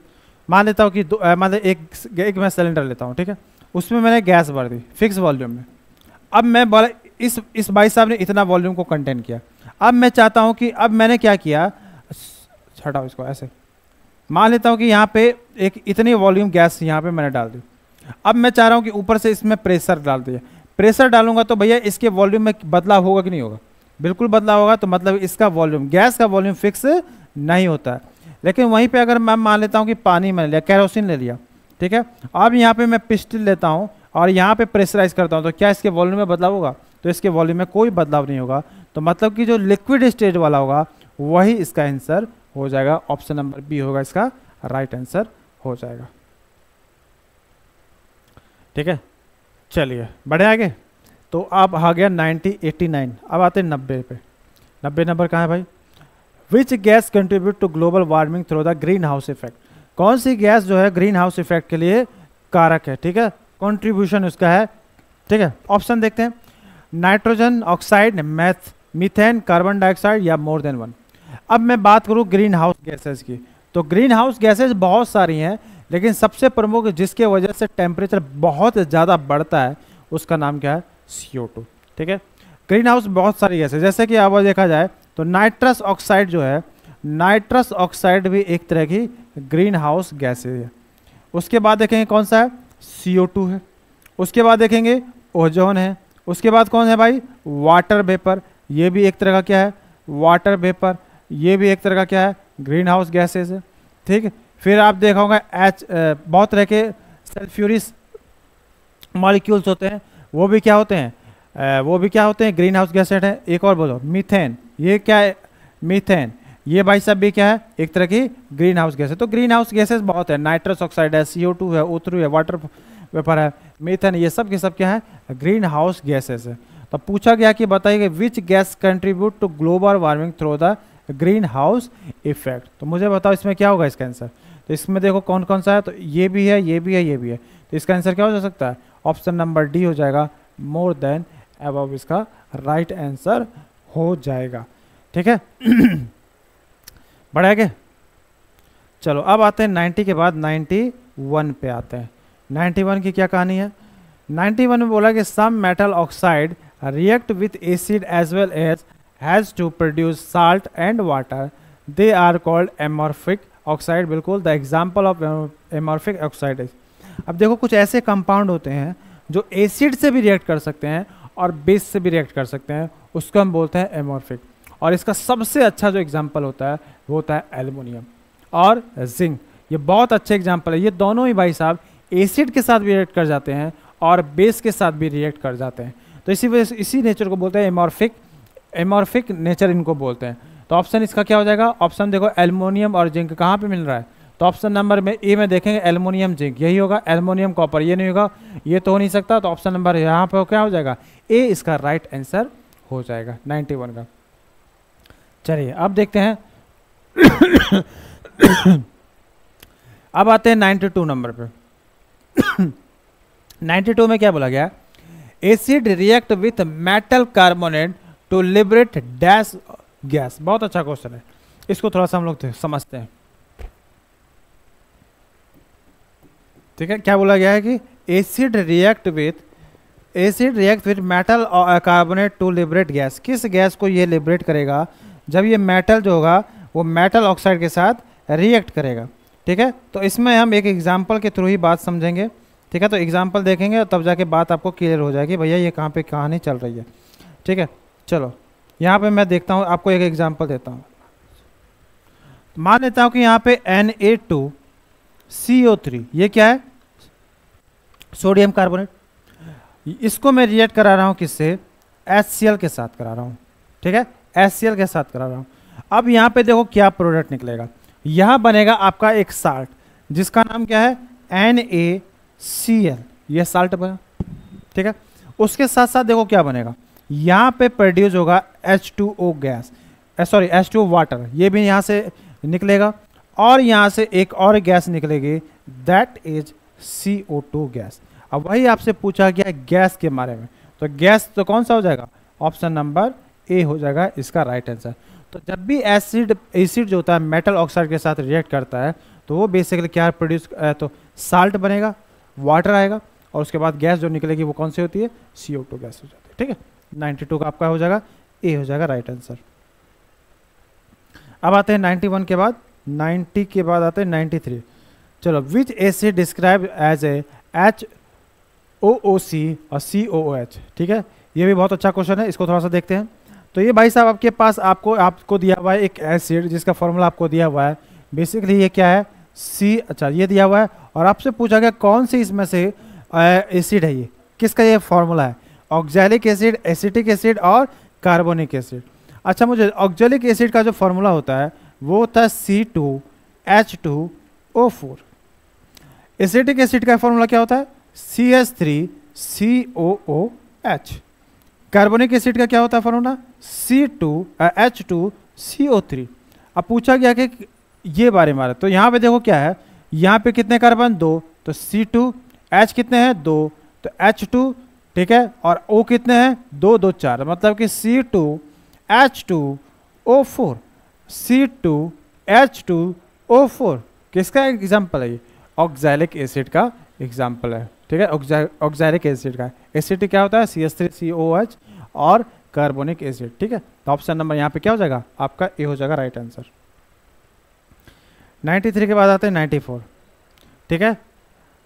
चला, तो बोला जा रहा है कि जो खट्टा जो स्वाद होता है, ठीक है, जो खट्टा जो देखिए, order of acetic acid resemble that of tomato, ठीक है। ऑप्शन और देखते हैं ऊपर में, तो मतलब कि बोला जाए कि एसिड जो एसिटिक एसिड जो होता है इसमें आप जो ऑर्डर, मतलब जो खट्टापन आप जो देख रहे हैं, जो खट्टेपन स्मेल जो आ रही है, अच्छा खट्टापन जो देख रहे हैं वो बेसिकली किसके तहत किसके तरह होती है, ठीक है, टमाटो की तरह होती है या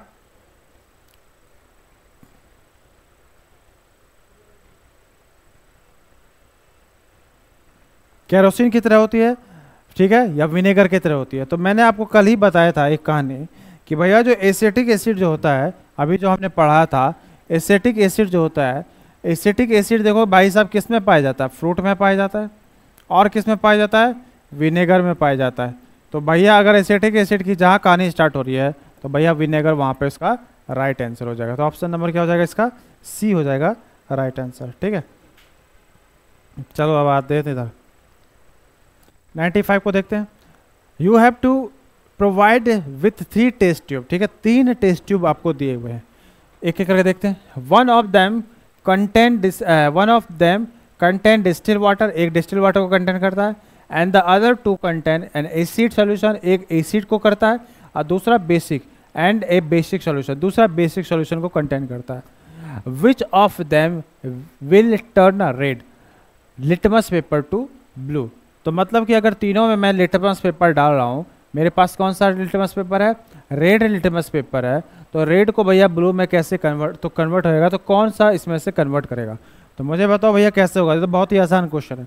लिटमस पेपर जो होता है, ठीक है, तो ये कौन सा पेपर है, ये लिटमस पेपर।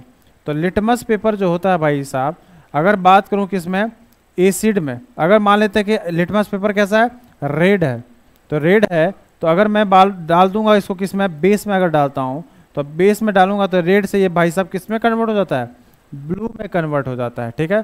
तो रेड से किस में कन्वर्ट हो जाएगा, ब्लू में। अगर वहीं पे अगर बेस की जगह में अगर मान लेते मैं एक और लिटमस पेपर लेता हूँ, कैसा लिटमस पेपर है, ब्लू लिटमस पेपर है, अगर मैं इसको एसिड में डालता हूँ तो ये एसिड से फिर किस में कन्वर्ट हो जाएगा, ब्लू से किस में कन्वर्ट हो जाएगा, रेड में कन्वर्ट हो जाएगा।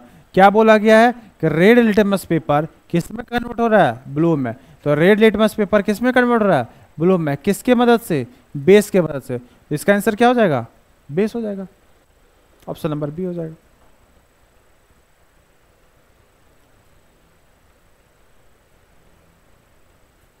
नाइन्टी 95 के बाद आते हैं भाई 96 में, ठीक है। Why does dry HCl gas not change the colour of dry litmus paper. मतलब कि आपको बोला गया कि ड्राई लिटमस पेपर आपको दिया हुआ है, ठीक है, चलो लिटमस पेपर तो ड्राई है, और बोला गया कि आपके पास ड्राई एसियल गैस है। ड्राई का मतलब वो गैसियस फॉर्म में, मतलब कि अब देखा जाए तो वो लिक्विड फॉर्म में नहीं है, ठीक है, लिक्विड फॉर्म में नहीं है।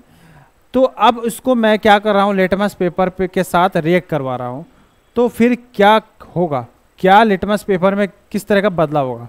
तो ऑप्शन नंबर 1 बोला गया है कि blue litmus paper become dry in the present in the dry HCl gas, no H3O plus ion are presence, litmus paper change colour only in the presence of इतना, ठीक है, H3O plus. HCl gas act as a dehydration as more than one. अब देखो यहाँ पे भाई साहब कहानी, यहाँ पे एक वर्ड पे ही कहानी आपकी पूरी डिपेंडेंट होती है, ड्राई एसियल। ड्राई एसियल का मतलब ये हुआ कि मान लेते कि जब भी हम पानी में किसी भी, मान लेते ये एसियल है, मान लेते कोई भी, मान लेते एसिड है, तो एसिड रहता है तो हम कैसे बोलते हैं कि भैया एसिड है ये। एसिड तभी बोलते हैं जब ये क्या करता है, H प्लस आयंस यहाँ से निकलती है। तो कोई भी एसिड H प्लस आयंस निकालता है, ठीक है, तो उसको हम एसिड बोलते हैं, ठीक है। तो ये भाई साहब, तो अब यहाँ पे देखो ड्राई एसियल के फॉर्म में है, तो ड्राई एसियल के फॉर्म में है, तो यहाँ पे जो आयंस हैं वो H प्लस आयंस के फॉर्म में नहीं है, तो H प्लस आयंस के फॉर्म में नहीं है, तो इस वजह से यहाँ पे जो लिटमस पेपर होगा उसका कलर चेंज नहीं होगा। अगर यहाँ पे H प्लस आयंस के फॉर्म में रहता तो भाई तब जाके लिटमस पेपर क्या करता, अपना कलर को चेंज कर लेता, ठीक है, लेकिन H प्लस आयंस के फॉर्म में ये नहीं है, इसी वजह से लिटमस पेपर अपना कलर को चेंज नहीं करेगा। तो यहाँ पे ऑप्शन नंबर बी हो जाएगा कि H3 आयंस आर प्रेजेंट, ठीक है, प्रेजेंस नहीं होते हैं, जिसकी वजह से लिटमस पेपर अपना कलर चेंज नहीं करेगा, ठीक है। 96। अब आते हैं 97 पे। Chlorophyll absorb dash wavelength of the sunlight, ठीक है। तो भैया जो क्लोरोफिल है क्या करता है, सनलाइट को क्या करता है, एब्जॉर्ब करता है, और इसको किस में कन्वर्ट करता है, केमिकल एनर्जी में कन्वर्ट करता है with the help of the chlorophyll. Chlorophyll chemical light energy को केमिकल एनर्जी में कन्वर्ट कर देता है। तो अब देखो सन से जो लाइट आ रही हैं तो वो सब आ रही हैं, कौन सी आ रही हैं, विबग्योर आ रही हैं। विबग्योर का मतलब सातों लाइट आ रही हैं, और सबकी वेवलेंथ क्या है, अलग अलग है। तो इन सब में किस वेवलेंथ की लाइट को सबसे ज्यादा क्या करेगा, एब्जॉर्ब करेगा। ऑप्शन दिया हुआ है green blue, green red, red blue. अब मुझे बताओ, देखो बेसिकली क्या होता है, 4000 से लेके 7000 एगेंस्ट्रम जो होते हैं, वेवलेंथ जो होती है, इस वेवलेंथ को जो होती है क्लोरोफिल बहुत ज़्यादा अच्छे से एब्जॉर्ब करता है। अगर देखा जाए 7000 के आसपास जो वेवलेंथ होती है विजुअल लाइट की, उसमें देखा जाए तो रेड ज़्यादा होता है, और 4000 के आसपास, 7000 के आसपास जो वेवलेंथ है वो रेड की है, और 4000 के आसपास देखेंगे तो ब्लू जो लाइट है उसका वेवलेंथ देखेंगे 4000 के आसपास है, ठीक है। तो इस वजह से देखेंगे तो इस रेंज की जो होती है क्या बोलते हैं, लाइट एनर्जी, उसको क्लोरोफिल ज़्यादा एब्जॉर्ब करता है। तो देखा जाए तो रेड और ब्लू को ये ज़्यादा एब्जॉर्ब करेगा, और इन दोनों में भी किसको, रेड को। तो मतलब कि रेड को ये ज़्यादा एब्जॉर्ब करेगा, उसके बाद किसको करेगा, ब्लू को करेगा, ठीक है। तो आंसर देखें कहाँ पे है, red and blue. Option number क्या हो जाएगा, सी हो जाएगा। सबसे कम किसको, तो सबसे पहले सबसे ज़्यादा रेड, ब्लू, और सबसे कम किसको करेगा, वायलेट को। और अगर मान लेते कि अच्छा यहाँ पे है, अगर मैं आपसे पूछता हूँ क्या क्लोरोफिल ग्रीन लाइट को एब्जॉर्ब करेगा, क्या क्लोरोफिल ग्रीन लाइट को एब्जॉर्ब करेगा, तो बोलेंगे नहीं, ग्रीन लाइट को एब्जॉर्ब वो नहीं करता। क्यों, क्योंकि ग्रीन लाइट वो क्या करता है, जैसे पत्तियों के पास ग्रीन, क्या पत्तियाँ कैसी हैं, ग्रीन, तो पत्तियाँ क्या करेंगी, सारी लाइट को एब्जॉर्ब करेंगे, बस ग्रीन को छोड़ देंगे। वो ग्रीन लाइट को क्या करेंगे, वो रिफ्लेक्ट कर देंगे। जैसे रिफ्लेक्ट करेंगे ग्रीन लाइट को, और जब भी आंखों में आपको वो पड़ेगी लाइट, तो उस वजह से आपको जो कलर होगा पत्तियों का वो ग्रीन नजर आएगा। तो सबसे कम अगर फोटोसिंथेसिस जिस लाइट में होता है वो होती है ग्रीन लाइट, ये याद रखना, ठीक है। सबसे कम फोटोसिंथेसिस किस लाइट में होता है, ग्रीन लाइट में, क्योंकि पत्तियां इसको एब्जॉर्ब भी नहीं करती हैं, सारी लाइट को एब्जॉर्ब करेंगे और इसको छोड़ देंगे, इसको क्या करेंगे, रिफ्लेक्ट कर देंगे, और जैसे आप पत्तियों को देखेंगे तो आपको कैसे नजर आएंगे, ग्रीन नजर आएगी। अब आते हैं अपना लास्ट क्वेश्चन आज का, दैट इज, ठीक है, आज सेंचुरी हमने मार ली है, ठीक है, कल हाफ सेंचुरी थी, आज हमारी सेंचुरी है। विच of the following is A not A correct match, ठीक है, कौन सा इसमें करेक्टली मैच नहीं है, ठीक है। Thick and hard with branches near base, ठीक है, tree, weak stem, which can not stand upright, creeper, petiole attach leaf to stem और मोर देन ऑफ वन। देखो कहानी यहाँ पे क्या है भाई, यहाँ पे देखो मान लेता कि एक पेड़ है, एक तना है, सिंपल से एक तना है, तने में पाए जाते हैं नोड, ठीक है, और नोड से ही पत्तियों का निर्माण होता है, यहाँ से पत्तियां विकसित होती हैं, ठीक है। तो स्टेम, और ये स्टेम है, ये क्या है आपकी लीफ है। तो स्टेम और लीफ से जो जुड़ा हुआ जो हिस्सा होता है इसी को हम क्या बोलते हैं, इसी को बोलते हैं पेट्रियोल बोलते हैं, ठीक है, पेट्रियोल। तो यहाँ पे देखो पेट्रियोल, तो ऑप्शन नंबर सी देखो, attach leaf to stem, option number C सही है। Weak stem which can not stand up right, तो बहुत सारे ऐसे पेड़ पौधे होते हैं जिनकी स्टेम बहुत ज़्यादा कमज़ोर होती हैं और वो ऊपर तक नहीं पहुंच पाती हैं, ठीक है, चढ़ नहीं पाती हैं, इसी को हम क्रीपर बोलते हैं। जैसे आपने लत वाले जितने भी पेड़ थे, जैसे कद्दू का पेड़, उसकी स्टेम काफ़ी कमज़ोर है, वो ऊपर नहीं पहुंच पाती है, ठीक है, तो उसको ऊपर पहुंचने के लिए किसी ना किसी का सपोर्ट लेना पड़ता है, ठीक है। तो बेसिकली जितने भी वीक स्टेम जितने भी हैं प्लांट, उनको हम क्या बोलते हैं, क्रीपर बोलते हैं। तो ऑप्शन नंबर बी भी सही है। अब देखते हैं थिक, मोटा, hard with branchial near base of tree, ये ऑप्शन यहाँ पे नहीं हो सकता, तो ऑप्शन नंबर यहाँ पे ए नहीं होगा, ठीक है। तो ऑप्शन नंबर ए इसका हो जाएगा राइट आंसर। तो 100 का कितना हो जाएगा, ए हो जाएगा इसका राइट आंसर, ठीक है। तो आज हमने टोटल 100 क्वेश्चनों को डिस्कस किया है, ठीक है। तो ये सीरीज हमारी कंटिन्यू चल रही है। मैंने बोला था कि जितने भी बीपीएससी के क्वेश्चन आए हुए हैं, ठीक है, अभी तक जितने भी, उन सारे क्वेश्चनों को मैं डिस्कस करूंगा। तो आपको साइंस को लेकर ज़्यादा चिंता करने की ज़रूरत नहीं है, सारे क्वेश्चनों को मैं डील करूंगा। तो जुड़े रहिएगा हमारे साथ इस सीरीज़ में, तब तक के लिए जय हिंद, जय भारत।